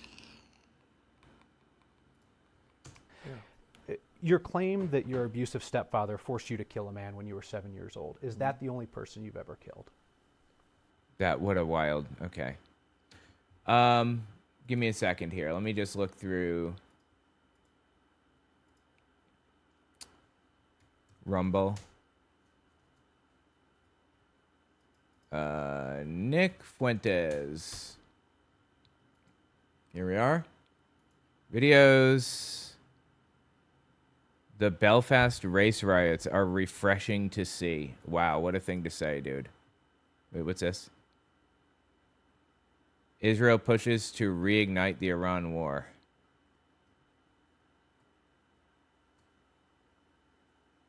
Jesus Christ, dude. What's this?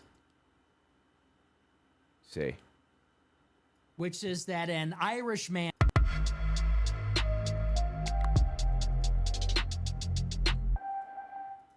We're going to move on, though. We're going to talk a little bit about what's happening in Belfast, Ireland, kind of picking up on what has been going on the past couple weeks. It's more of this, more white genocide. Big story out of Northern Ireland, which is that an Irishman was beheaded almost by a Sudanese migrant. All right, he was arrested, taken... Let me give an intro to this. Nick Fuentes is talking about race riots and pogroms that are taking place right now in the UK. Real disturbing stuff. Let's see what he has to say about it. Okay, that can be the intro. Let's keep listening here. Into custody, charged with murder. Now Belfast is on fire. Young white men are rioting in the streets, burning down buildings, setting cars on fire. Keir Starmer says the violence is unacceptable. They've deployed police to go and shut it all down. This is a story from the New York Times. It says, quote, a night after Northern Ireland was roiled by violence in the wake of a stabbing attack, the police on Wednesday said they had fired water cannons at crowds gathered near Belfast as the authorities ramped up their presence in the country. On Tuesday, firefighters and emergency responders had escorted immigrant families from homes that had been set on fire in Belfast, and fears remained high of a repeat of that violence. Honestly, like, we're entering a moment in history of intense immigrant hate, disturbing immigrant hate. And for the record, this is exactly what happened in Germany leading up to the Holocaust. They even called them aliens. They said the Jews didn't belong there. The Jews were the immigrants of Germany. Of course, they'd been there for hundreds of years, but the point is that's what they called them, and that's how they viewed them. And we are watching this unfold all over again. It's horrifying to watch, dude. When in reality, immigration is phenomenally good for an economy. It helps build an economy. It builds GDP. Have you guys heard all that stuff about like the right freaking out about like the birth rate being low and how you need to be having as many kids as humanly possible right now until you can't afford them anymore? That's a big right-wing thing to say right now. Michael Knowles is saying it a lot. Elon Musk has been saying it forever. We need to improve the birth rate. You know why? Because we're removing people from the economy. Economies only grow when there are people being added to it. And right now, we don't have people being added to our economy. We're removing people from the economy through, you know, what ICE is doing and all of that. So these people freaking out about the birth rate and everything, like this could very easily be solved by simply bringing in more immigrants. But, you know, these scumbags don't want that. They'll do whatever they can to prevent immigration. They're destroying the country by deporting mass numbers of people for absolutely no reason and then complaining about the birth rate. Anyway, it's a very white nationalist thing to complain about, the birth rate. Burning cars had blazed on the street, and a city bus was set ablaze by a group that appeared to be mostly young men, many of them masked, and roads elsewhere in the city were blocked. This is what pogroms are, by the way. These are pogroms. We're watching pogroms happen right now. Pogroms, if you're unfamiliar, are they're basically like riots against people that become systematic and sometimes are state-backed. So, like, in Germany during World War II, there were pogroms of Jews.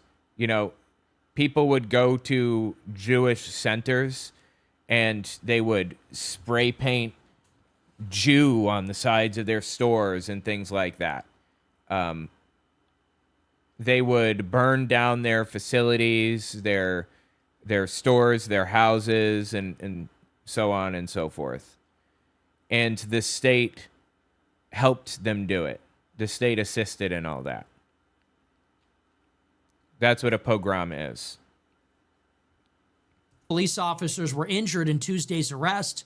Unrest. Basically, I'm sorry, one more thing. A pogrom is basically the predecessor to a genocide. It is a genocide feeling its way through. That's what a pogrom is, in my opinion. Hold on. Nick Fuentes calls. Yes. Let me open this in briefcase. That's 131. What's up? 131. Here we are. Unrest. Described by the police as sporadic pockets of disorder across Northern Ireland. The violence came after the authorities charged Hadi Alodid, a Sorry, I'm trying to fix the audio levels. Give me just a second here. 30-year-old Sudanese man with attempted murder and a stabbing of disorder across Northern Ireland. The violence came after the authorities charged Hadi Alodid, a 30-year-old Sudanese man with attempted murder and a stabbing attack in Belfast on Monday night, prompting calls from anti-immigrant activists for protests amid heightened tensions in the UK over immigration. Mr. Alodid, a refugee and legal resident, appeared in a Belfast court on Wednesday morning. Prosecutors identified the attack's victim as Stephen Ogilvie. He is in the hospital with serious injuries to his face, neck, and back, and prosecutors said he had lost an eye. The Police Service of Northern Ireland said in a statement that a large policing presence would be maintained across the country in the coming days to reassure communities and ensure public order. Like, these things happen all the time from all different types of people. White people attack white people, black people attack black people, white people attack black people attack white people. It has nothing, like, a single event that they're describing is being weaponized against immigrants to stoke neo-Nazi hatred, and it is disturbing as hell. I don't think we've been this close to a new Nazi government since World War II. Must be nice. They later called a list circulating online calling for specific properties to be targeted as totally unacceptable. Prime Minister Keir Starmer of Britain, in a statement posted on X, called the violence in Belfast shocking and unacceptable, adding that, quote, "It is clear that people were targeted last night because of their background, and I will not tolerate it." Isn't Keir Starmer a right-winger? Isn't he contributing to all of this? I'm not sure. I'd have to look it up. Isn't that interesting? So now it's unacceptable. Now we're not going to tolerate it. When young white men are being stabbed to death in the street... They're not. There isn't a mass movement on within immigrant communities to stab white people to death. Get help. We tolerate it. When white men are being beheaded in the street... That is not happening. We tolerate it. It's apparently perfectly acceptable for that to happen all the time. When young girls are being groomed and raped, when young men are being stabbed to death by gangs and murderers. None of this stuff is systematic. It's the normal level of violence that anyone would expect from any group of people at all, in any population. But he wants to turn this into something else. We're going to tolerate that. We're going to tolerate that all day. We're going to tolerate that all day. We're going to keep bringing the perpetrators into the country. We're not going to send the perpetrators out of the country because we're tolerating it. And you just have to get used to it. Isn't that what the mayor of London said? That's just part and parcel of living in a major city. Nail bombs and truck attacks and stabbings and grooming gangs. They say that's just part and parcel of living in a major city. So this isn't rhetoric. This isn't an exaggeration. That's literally how they see it. When young white boys and girls are being raped and killed, and it happens all the time. Again, this is in fact in the United States, lower rates of this happening in immigrant communities than in the general population. And it's not a systematic problem. Like, this is just normal crime that happens on a regular basis. You know, the type of crime reported on Law and Order SVU, these things have been happening since human beings have existed. Immigrants are not predisposed to criminal activity like that. They're just not. And they help the economy dramatically.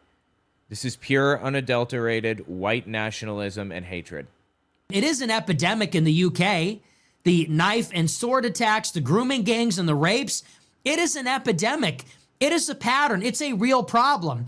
And when the far right, or you could even just say, you know, normal people, when normal, decent people in these countries stand up and say, hey, when is the government going to do something about this? When will they protect us? Or better yet, let us protect ourselves? Why do we have to live in fear of these Muslim or African hordes with their knives and these intimidation tactics and their call? Again, like, none of this is happening. This is pure, unadulterated delusion. You know, and I'm not even convinced that Nick Fuentes really believes this fully. I don't know that it's delusion, genuinely. Call to prayer. When will we be protected? Can we not deport these people? Can we not arrest these people? Where's the law enforcement? And what they effectively tell us is, get used to it. They say, hey, man, we can't prevent every crime. This is a big, diverse city, big, vibrant, colorful, diverse city. And you know what? This shit happens. That's basically what they tell us, is it not? That is. Well, that's true, right? Shit happens. There's no systemic, top-down, coordinated effort to make this stuff happen. This is regular crime. What they tell us in America. That's what they tell us in Europe. That's what they tell you in the United Kingdom. They say, hey, man, part and parcel of living in a big city, get used to it. Translation, we are going to tolerate it. We tolerate it, and it's perfectly acceptable. And not only that, but you need to tolerate it. You want to live in London? You need to tolerate the occasional rape, knife attack, stabbing of an... Like, what does he expect? Does he think if we lived in an all-white country that these things wouldn't happen? I don't understand. He can't possibly believe that this is something that you can get away with just, like, not experiencing in society. This is the world. This is how human beings operate. Innocent teenager, because that's just the way it is.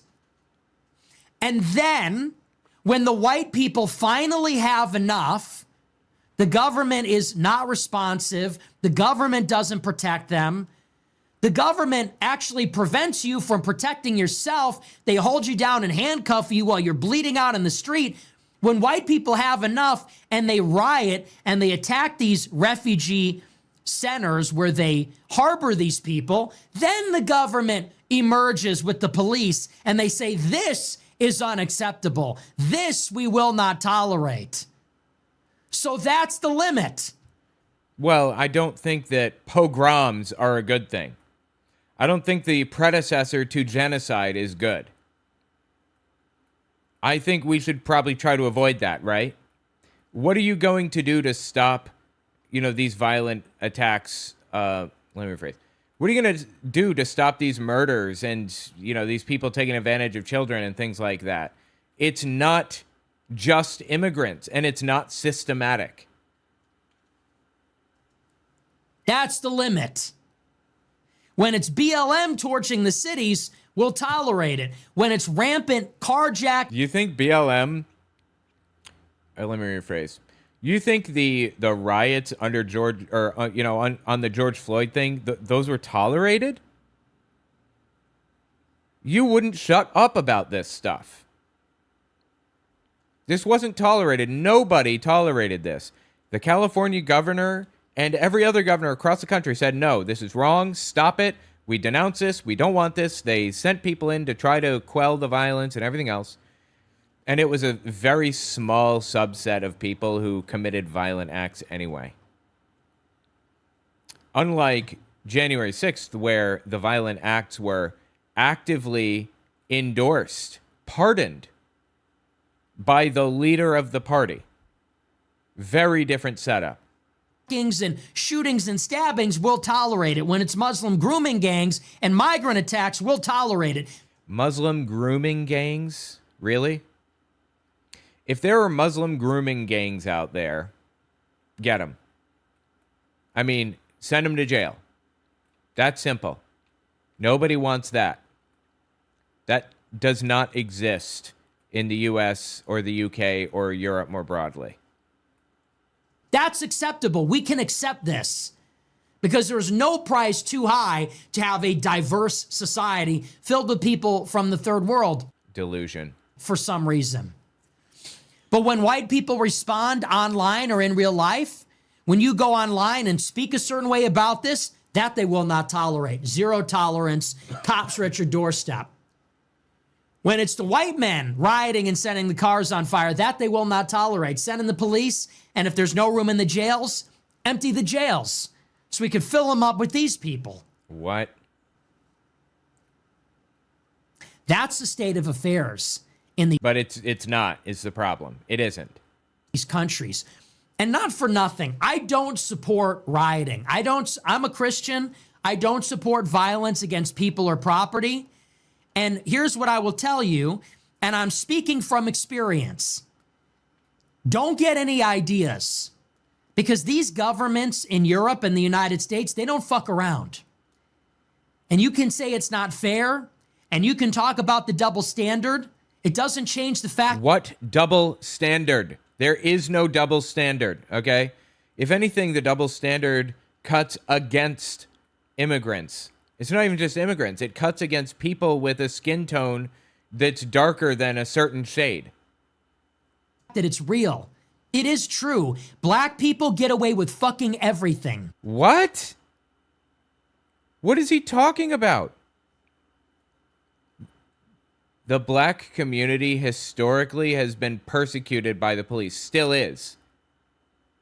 What does he mean, black people get away with everything? They can commit crimes. They'll never be held accountable. Delusion. They don't get prosecuted. They don't get jailed. They get no cash bail. They get. Yeah, we shouldn't have bail at all. Honestly, I don't like how that works, but whatever. Caught and release. It's new catch and release. Catch you doing a crime, release you. Catch you doing a crime, release you. These black people have a rap sheet a mile long before they kill 3 people and then they finally go to jail. Delusion. This is complete nonsense. This is not how the world works.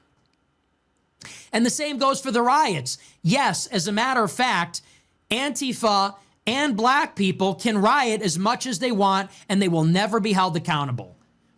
Genuinely, what is he talking about? They will never be tracked down. They will never be arrested. And if they are, they won't be prosecuted. And if they are, they won't see the inside of a jail cell ever because they are protected by the state. Do you know that there were some people at a protest recently? I don't remember where. It was like a school teacher and 5 other people generally who were like colleagues and friends. And they were wearing black clothing and protesting. They had protest signs there at this protest. And a random dude, completely unassociated with them or anybody else at this protest, comes in wearing black clothing and pulls out a gun and shoots at people. I'm not sure if anybody died. I don't remember. But anyway, I think it was at an ICE facility, maybe. Yeah, it was at an ICE facility, I believe. And those 6 people, the school teacher and whoever else, were prosecuted and given, I believe, 10 years for providing cover to this shooter by wearing black clothing. They were prosecuted for wearing black clothing. And the prosecution was successful. They were sent to prison for 10 years. Just random people at a protest wearing black clothes. That's it. The court determined that they had nothing to do with the shooter. They didn't even know the shooter. They had no idea the shooter would be there, nothing. But they were prosecuted and sent to prison for it. That is horrifying right there. 100%. They are 100% a protected class. And you are the opposite. If you're white, you are a target. No, please. Not only are you not protected, you are targeted. So you better be on your best behavior. You cannot commit crimes. They will throw the book at you. And well, no one should be committing crimes, right? Difference is we don't live on welfare. We don't live in this permanent underclass where we never have a job and we never go to school. I'm sorry, what? I lived in West Virginia, and there were very few black people there. There were so few that it was like there was a little section of the city. It was called Markham Terrace. It was the project. It was bad. It was an ugly place. But West Virginia was almost entirely made up of poor white trash. You know, there were no jobs there. Nobody could move up. There was no social mobility whatsoever. And it was almost exclusively just poor white people. That's it. And of course, I was one of those people. I didn't have any opportunities. I didn't have anything to do to keep myself entertained. Like, what do you do in West Virginia for entertainment? Drugs, that's it. There's nothing else. Drugs or alcohol. To say that minority groups are the only ones that, like, struggle with, like, social mobility and getting a job and stuff like that is absolutely insane. Absolutely disgusting. And we live like animals in a pigsty. White people want to have a job, which means you can't have a felony on your record. Everybody wants to have a job. White people don't want to live in a Section 8 fucking ghetto. So that means they need to make enough money to pay for the property taxes to price out the black people. So that's just simply not an option. Dude, the way he views black and white is so disturbing. White people need to have a valid license to drive to their jobs. So not paying all their tickets isn't an option either. So if you're white, you better be on your best behavior. Black people can steal a car, drive it through the window of a store, steal $10,000 worth of merchandise, get caught, and they still don't go to jail, and they're fine. He doesn't believe this, does he? He can't possibly believe this. This is insane. White people, they get enough speeding tickets, and they're fucked. It's like The Pursuit of Happiness with Will Smith. They get enough speeding tickets, and it puts them on a downward spiral that leads to them being on fentanyl and homeless, practically. Oh, it's everyone else's fault if white people fail in life, but it's personal responsibility if, you know, a black person fails in life. I see. And then if white people riot, forget it. They'll hire 10,000 FBI agents to track down everybody that spit out their bubble gum on the sidewalk during the riot. That's just how it is. And that's what happened in the UK anti-immigrant riots 2 years ago. He doesn't believe this, right? And I was the only one saying that. I said, look, if you're in the United Kingdom, don't participate in these riots. They will empty the jails to make room for you. Because they have to. Because the biggest threat to public order in our society is white anger. So they actually will stop at nothing to suppress that. They will stop at nothing to make an example out of people. And they'll stop at nothing to uphold that line. The white people are not allowed to get angry or organize or riot or do those things. This is complete delusion. This is exactly reversed to reality. Insane. Uphold that. So I don't support the rioting or looting, and I don't think you should go out and do that because I think there's a good chance you mess up your life. But here's what I will say. All of that being said, it is refreshing to see white people riot. I do love to see it, actually, because you know what? It is our fucking turn. Because white people have been oppressed all this time, right? Totally. Clearly, that's the only way anything gets done. That's just how we do things. That is just how we do things. Now that society has become open warfare between tribes, this is clearly just how we resolve disputes and differences. Muslim thugs, African thugs, black thugs, gangsters and gangbangers from every group, this is how they get their way. Violence, intimidation, tribalism, rioting, that is how they get their way. This is insane, dude. That is how they push white people around. That's how they push the government around. And so they have taught us that if you want to have your voice heard, if you want your interests represented, this is how it gets done. When Muslims want something done, they show up in full force and they intimidate. Okay, Muslims show up in full force and intimidate? Can you give a single example of what you're talking about in the Western world, the UK, the US, somewhere like that? One example? Blacks want something done, they smash a storefront with a trash can. They loot and riot, and the police are defunded. Right.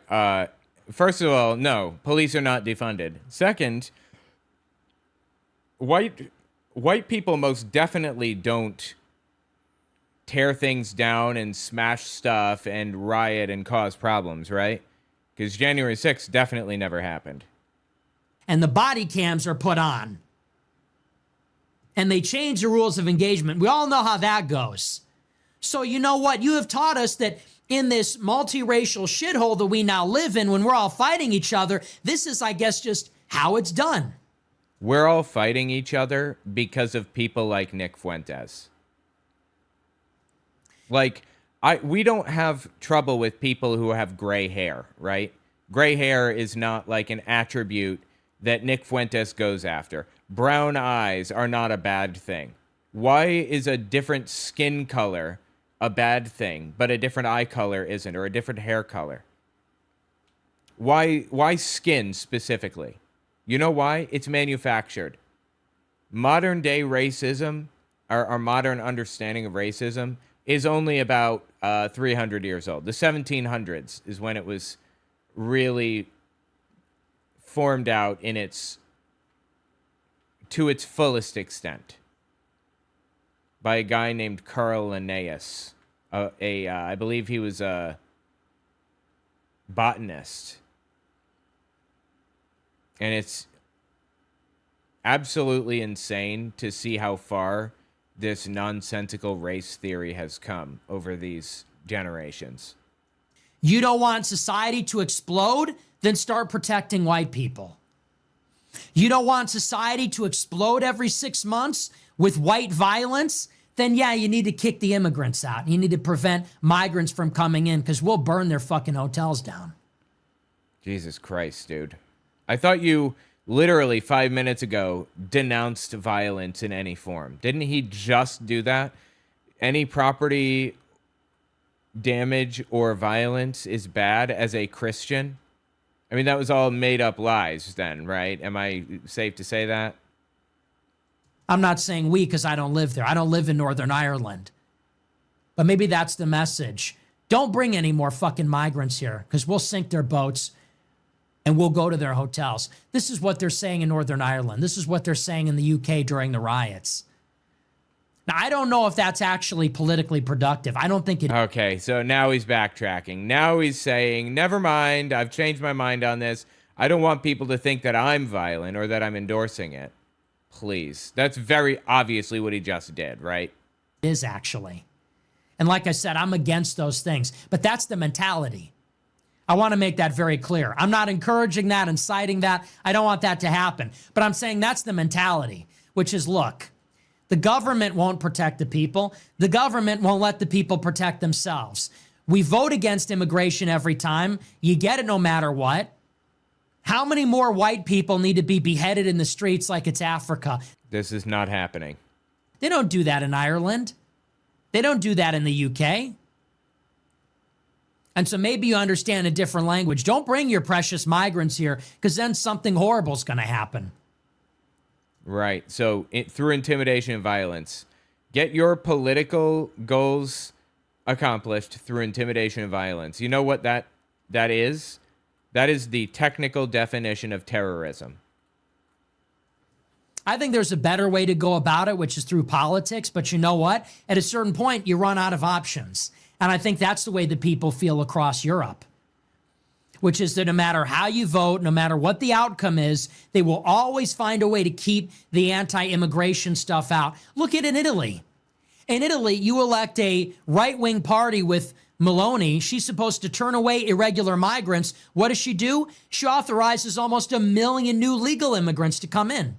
She makes it harder for descendants of Italian immigrants to get citizenship. She makes it easier for Africans to come in on work visas. And the same goes for all these countries. In the United Kingdom, Reform, led by Nigel Farage, says we are not in favor of remigration. We don't use that word. We're not in favor of mass deportations. Remigration. This is an extremist term that only exists within neo-Nazi circles. Remigration. It's like the term the Great Reset. It's getting a lot more popular in general society. But that's a neo-Nazi term, the Great Reset, or the Great Replacement. That's what I meant, not the Great Reset. That's a different thing. The Great Replacement is a conspiracy that lives exclusively in neo-Nazi circles, pretty much. It's branching out and moving into other areas of society, and it's more popular around MAGA now than it ever has been. But yeah, neo-Nazi stuff. We love Sikhs. I mean, everywhere you go, it's the same thing. So at a certain point, these people just need to be made to feel like they're not welcome here. I mean, who the fuck wants these people here? I have to be honest. I know it's wrong, but I do see these videos. Keith Wood sends them to me. I see these videos from Ireland where you'll see like a Arab migrant with his pants around his ankles being a public nuisance, and an Irish guy shows up and just starts beating the shit out of him. And you love to see that because you know what? Jesus Christ, dude. He really does want pogroms. He wants more pogroms. What is wrong with this dude? Genuinely. But that's honestly... And listen, I'm going to be very careful about what I say.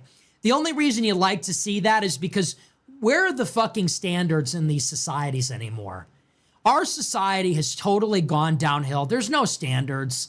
Nobody cares. These people are fucking animals. Jesus Christ. I'm going to grab this. I'm going to grab this clip. Right here. This whole thing right here. They just are. They are. You can't even do that because that would be the solution. It would be. Yeah. Fuentes says immigrants are animals. I'm telling you, man, like the level of hate in this world today is so disturbing to watch, especially after studying World War II as extensively as I have.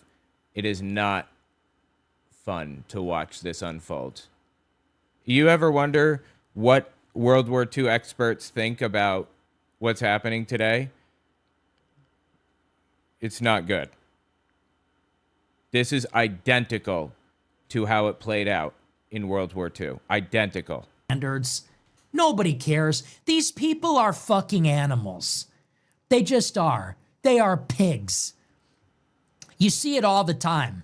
They're literally openly urinating and defecating in the streets. Like, I saw this dude in, it was close, I guess it was in Times Square, maybe Hell's Kitchen.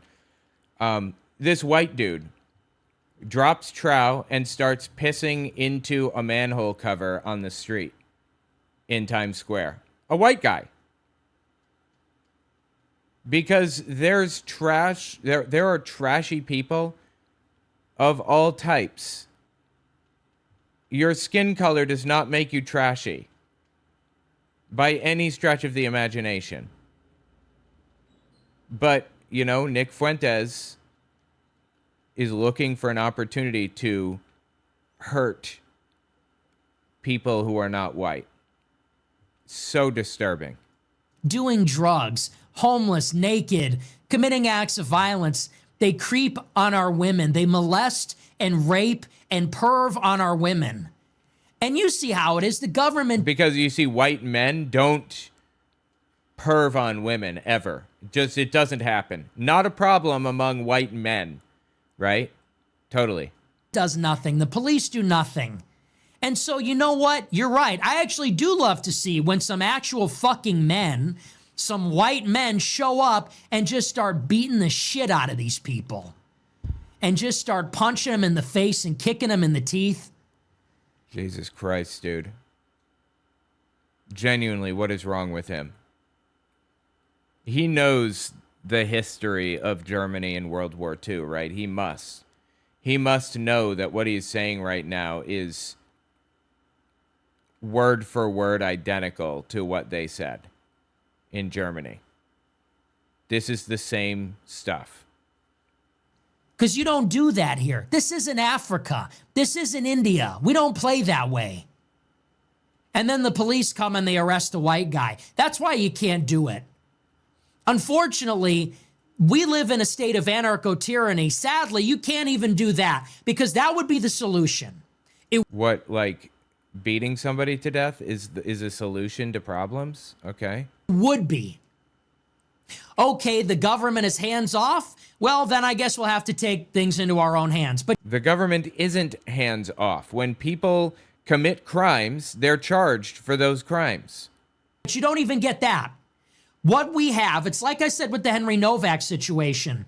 The problem is not that we have all these immigrants. The problem is we have all these immigrants and the government is tying our hands. Is tying our hands? Your hands should always be tied when it comes to beating somebody to death, to murder. That shouldn't be allowed, obviously. This is, like, every now and then, he says something so messed up, I can't even believe it. Like, holy shit, dude. The government will do nothing about it. And not only will they not let us do something about it, they prevent us from doing. Their job is to arrive on the scene and hold you down. We have this problem. Our civilization is being raped and murdered. You call the police. They show up to hold you down. They show up to restrain and handcuff you. Yeah, I mean, if you're attacking somebody, 100% vigilante justice, even if that person had committed a crime, is not the kind of world we want to live in. To let it continue so that the murder and rape of our civilization can continue without intervention or interruption. Oh, I see. So now the complaint isn't about individuals being taken advantage of or murdered. Now it's just about our civilization that's being murdered. So it's justified to attack any of these people now. I see. That's the fucking problem. That's the problem. You know, surely in America, we have enough guns. There's no shortage of guns, and there's no shortage of patriotic men. We could solve the problem in 24 hours. There's 400 million guns in this country. How many patriotic National Guard, cops, military? The problem could be solved in 24 hours. Jesus Christ. They won't let us. Because the second that a white person thinks about this and talks about it openly, he gets censored. Oh, is that you? Are you being censored, Nick Fuentes? If you even witness that this is happening, observe that this is happening, and start to talk about it openly, you get censored, you get ostracized, you lose your job. They make it not worth it. If a white person begins to organize politically, pushing this message out there, getting people on board, you get branded a domestic violent extremist, white nationalist, terrorist. Well, I would hope so. He's describing using violence and intimidation and fear to accomplish his political goals. That is actually the definition of terrorism. Yes, you should be designated a terrorist if you are doing the things that you're doing. Suddenly you're up to your eyeballs in confidential informants and federal agents. Good luck. You try to run for office. You try to run in a major political party. The Republican political apparatus will go all in on your opponent. You'll never raise any money. They'll blow you out 100%. He's talking about the firewall, the Democratic firewall right now. This is a firewall that's existed in democracy for a long time, especially since World War II. In Germany, they tried to limit the extremes. They try to prevent the far-right extremists from getting in by just creating a wall for them, like never cooperating with them, never working with them. Marjorie Taylor Greene was, received this treatment. She was blocked out of the party completely. Nobody would work with her. Same with Donald Trump originally. But that firewall, that Democratic firewall, failed. That was one of our first lines of defense against neo-Nazis, the Democratic firewall, and is gone now, basically. There's nothing that Trump could say other than I am trans to lose supporters. This is how it goes. And then even if someday you find yourself on a subway and you're being preyed upon by one of these animals, if you defend your own life, you may still wind up in jail forever. He's probably talking about Daniel Penny, who was on a subway, and there was a guy who was very clearly mentally ill who had a knife, and he pulled the knife on Daniel Penny and like a few other people. I don't remember who, or I don't remember how many. And Daniel Penny grabs this guy and puts him in a sleeper hold, which will genuinely kill you if you're not very, very careful. If you don't release the sleeper hold within 15 seconds, you have a strong chance of dying. And Daniel Penny knew that because he was in the Marines, I think, and was instructed not to use the sleeper hold unless you intend to kill the person. That's a very well-known fact. Do not do that. And he put the guy in the sleeper hold for 10 minutes. The guy was dead within 30 seconds, probably. Yeah, maybe 2 minutes. He was dead within 2 minutes. He had already been disarmed. He was no danger to anybody. And Daniel Penny killed him anyway. That's probably who Nick Fuentes is referring to here. That's the system. That's how it is. And so the only way we're going to change this is by changing the system. Vigilantism won't work. It won't work. You'll become the outlaw. You'll become the criminal. Yeah, Alpha Marioc says, I'm not saying you should do this, but you should do this, right? It's so thinly veiled. Why doesn't he just say what he believes? Vigilantism, rioting, it doesn't work. You'll just become the target. And, you know, organizing militias, it doesn't work. Once again, honeypot. We have to alter the system. And you know what? Slowly but surely, it is working. The tide of public opinion is turning against immigration. It really is. In a way that it just wasn't 10 years ago. That's true. I agree. It's horrifying. 6 years ago, people were posting the black square for BLM. It's unthinkable now. Elon Musk, the richest man in the world, is promoting not the riots, but anti-immigrant politics in the UK and Ireland. I mean, the tide is turning. We just have to keep our foot on the gas pedal.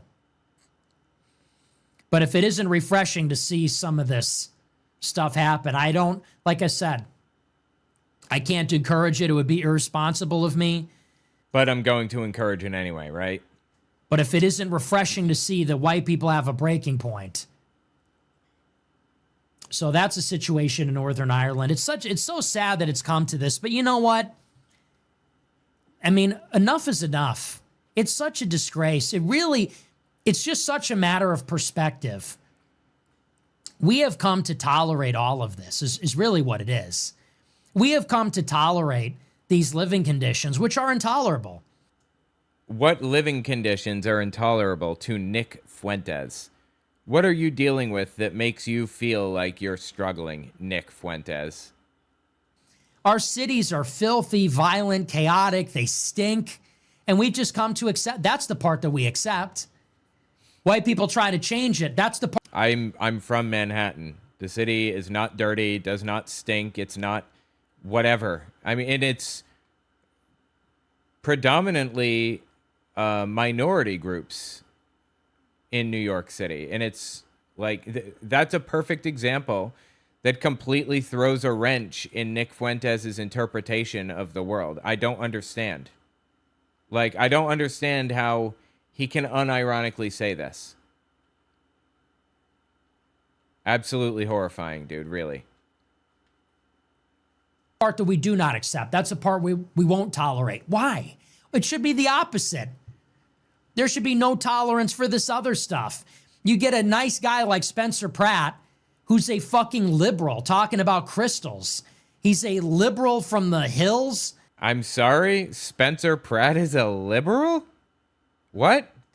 From a TV show. And he says, listen, man, I'm a good liberal. I worship my crystals and, you know, I'm afraid of guns too. And I love everybody, but I don't want a homeless person defecating in front of my daughter outside her school. Nobody does that. He can't even win in Los Angeles. So what is to be done? Tyranny. Tyranny, a tyrant. We need someone to come to power. He wants tyranny. Who is just going to solve the problems, just going to bypass all this nonsense. It's really what it is. Bypass the law, bypass the checks and balances, bypass the rights and protections that are afforded to the people because I want my guy to do it. I guess I guess he doesn't worry about people attacking him. I guess he doesn't worry about it turning around on him because he's white. In Europe, in the United States, we just need something here like that. Because otherwise, it's just going to keep getting worse. Another dead white person. Well, he's not dead yet. He's getting his head sawed off. You should see the picture of him. He's getting his head sawed off. Like, what is he even talking about? Let me see if I can find... an answer to this. Hold on.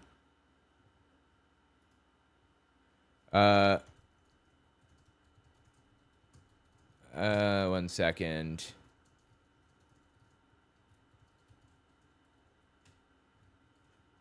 Hold on.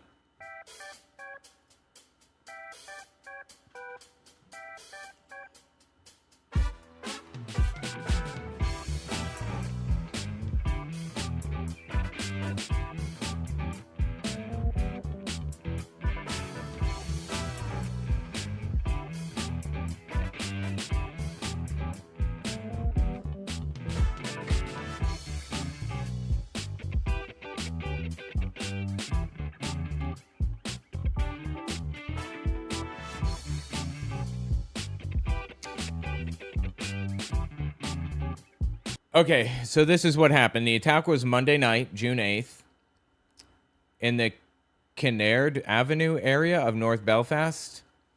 Hadi Alodid, a 30-year-old Sudanese national living on Duncairn Avenue in Belfast, was charged with attempted murder plus threats to kill at NHS radiographer and possession of a knife. Plus threats to kill an NHS radiographer and possession of a knife. The victim is Stephen Ogilvie, a man in his 40s. A PSNI detective told the court that Ogilvie lost his left eye and has deep cuts on his head, face, and back. Aludid refused legal representation, made no reply to the charges through an Arabic interpreter, and was remanded in custody for 4 weeks. A detective also said Aludid stated, "I've killed someone. I don't know if they are dead," while being treated in a hospital for a hand injury. Okay, there's a graphic viral video, and that's the engine of the whole story, apparently. The far-right outlet, The New American, describes the video as showing Aludid astride Ogilvie's chest, stabbing him repeatedly in the head and neck, and appearing to attempt to cut off his head, with a bystander shouting he's trying to cut his head off, before a man with a hurling stick intervened. So the beheading stuff that Fuentes is saying traces to that, apparently. But the charge is attempted murder. Ogilvie survived. The PSNI said there's no information suggesting the attack is terrorism related, and they're not seeking other suspects. This isn't a coordinated thing. This is just one lone nutcase who needs mental help and will no longer be exposed to society as a result of this, which is good. The victim's own family, Ogilvie's family, said they were completely devastated, condemned the violence, and said the tragedy shouldn't be used to divide people or fuel hostility, adding that overnight unrest is not welcome and peaceful protest is the only way forward. They also said migrants make a deeply valuable contribution to our country. Fuentes is claiming to speak for Ogilvie here, but his own family spoke for him. We don't need, Fuentes to speak for him. Insane. Absolutely insane. Just vile, disgusting shit. What is wrong with him? Genuinely, this is insane stuff.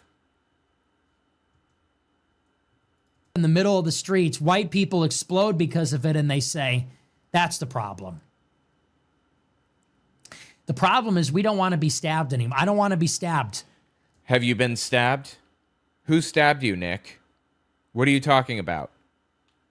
This is a non-existent problem that one guy experienced just now at the hands of a nutcase. Now that nutcase needs to go to prison so that he can't hurt anybody else, and it's been resolved. This isn't a terrorist act.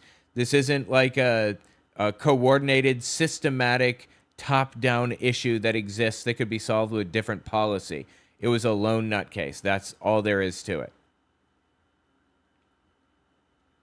By a fucking animal anymore, Should it be like the OK Corral? We got to carry guns and knives around in anticipation that, Your kid is going to get stabbed in the heart at a football game. No. Your kid's going to get stabbed a half dozen times on his way home from work. Shouldn't be like this. We don't have to live like this. It's simultaneously the future, self-driving cars and AI and reusable rocket engines and all these things. And it's also medieval times. Something's got to give. Kill more immigrants, I guess, in Nick Fuentes' mind. What is wrong with him? So I'm sending my energy to the rioters in Belfast. We Protestant, Catholic, it doesn't matter. We're all Irish. We're all Celts. Celtic pride worldwide. I saw people say... But we're not all Celts. I said this the other day. I said, I'm proud to be Irish. People said, you're fucking Mexican. I'm a quarter Mexican. I'm a quarter Irish. I thought his mom was Italian and his dad was half Italian and half Mexican. My grandma's 100% Irish. My grandfather's 100% Mexican, okay? I'm a Celt. I have Celtic DNA. It's Celtic pride worldwide. No Sudanese, no Somalians. Those are my people. I'm proud of my people. We love the Celts. Jesus Christ, that was insane. That was an absolutely insane video from him. And I've seen some doozies, but that one I think was maybe the worst I've ever seen from him. It's up there. Absolutely wild. Tell me what you think about it in the comments. All right, I got to get off here. I appreciate you guys hanging out with me. It's been fun, and I will see you guys Sunday. All right? All right, later, everybody.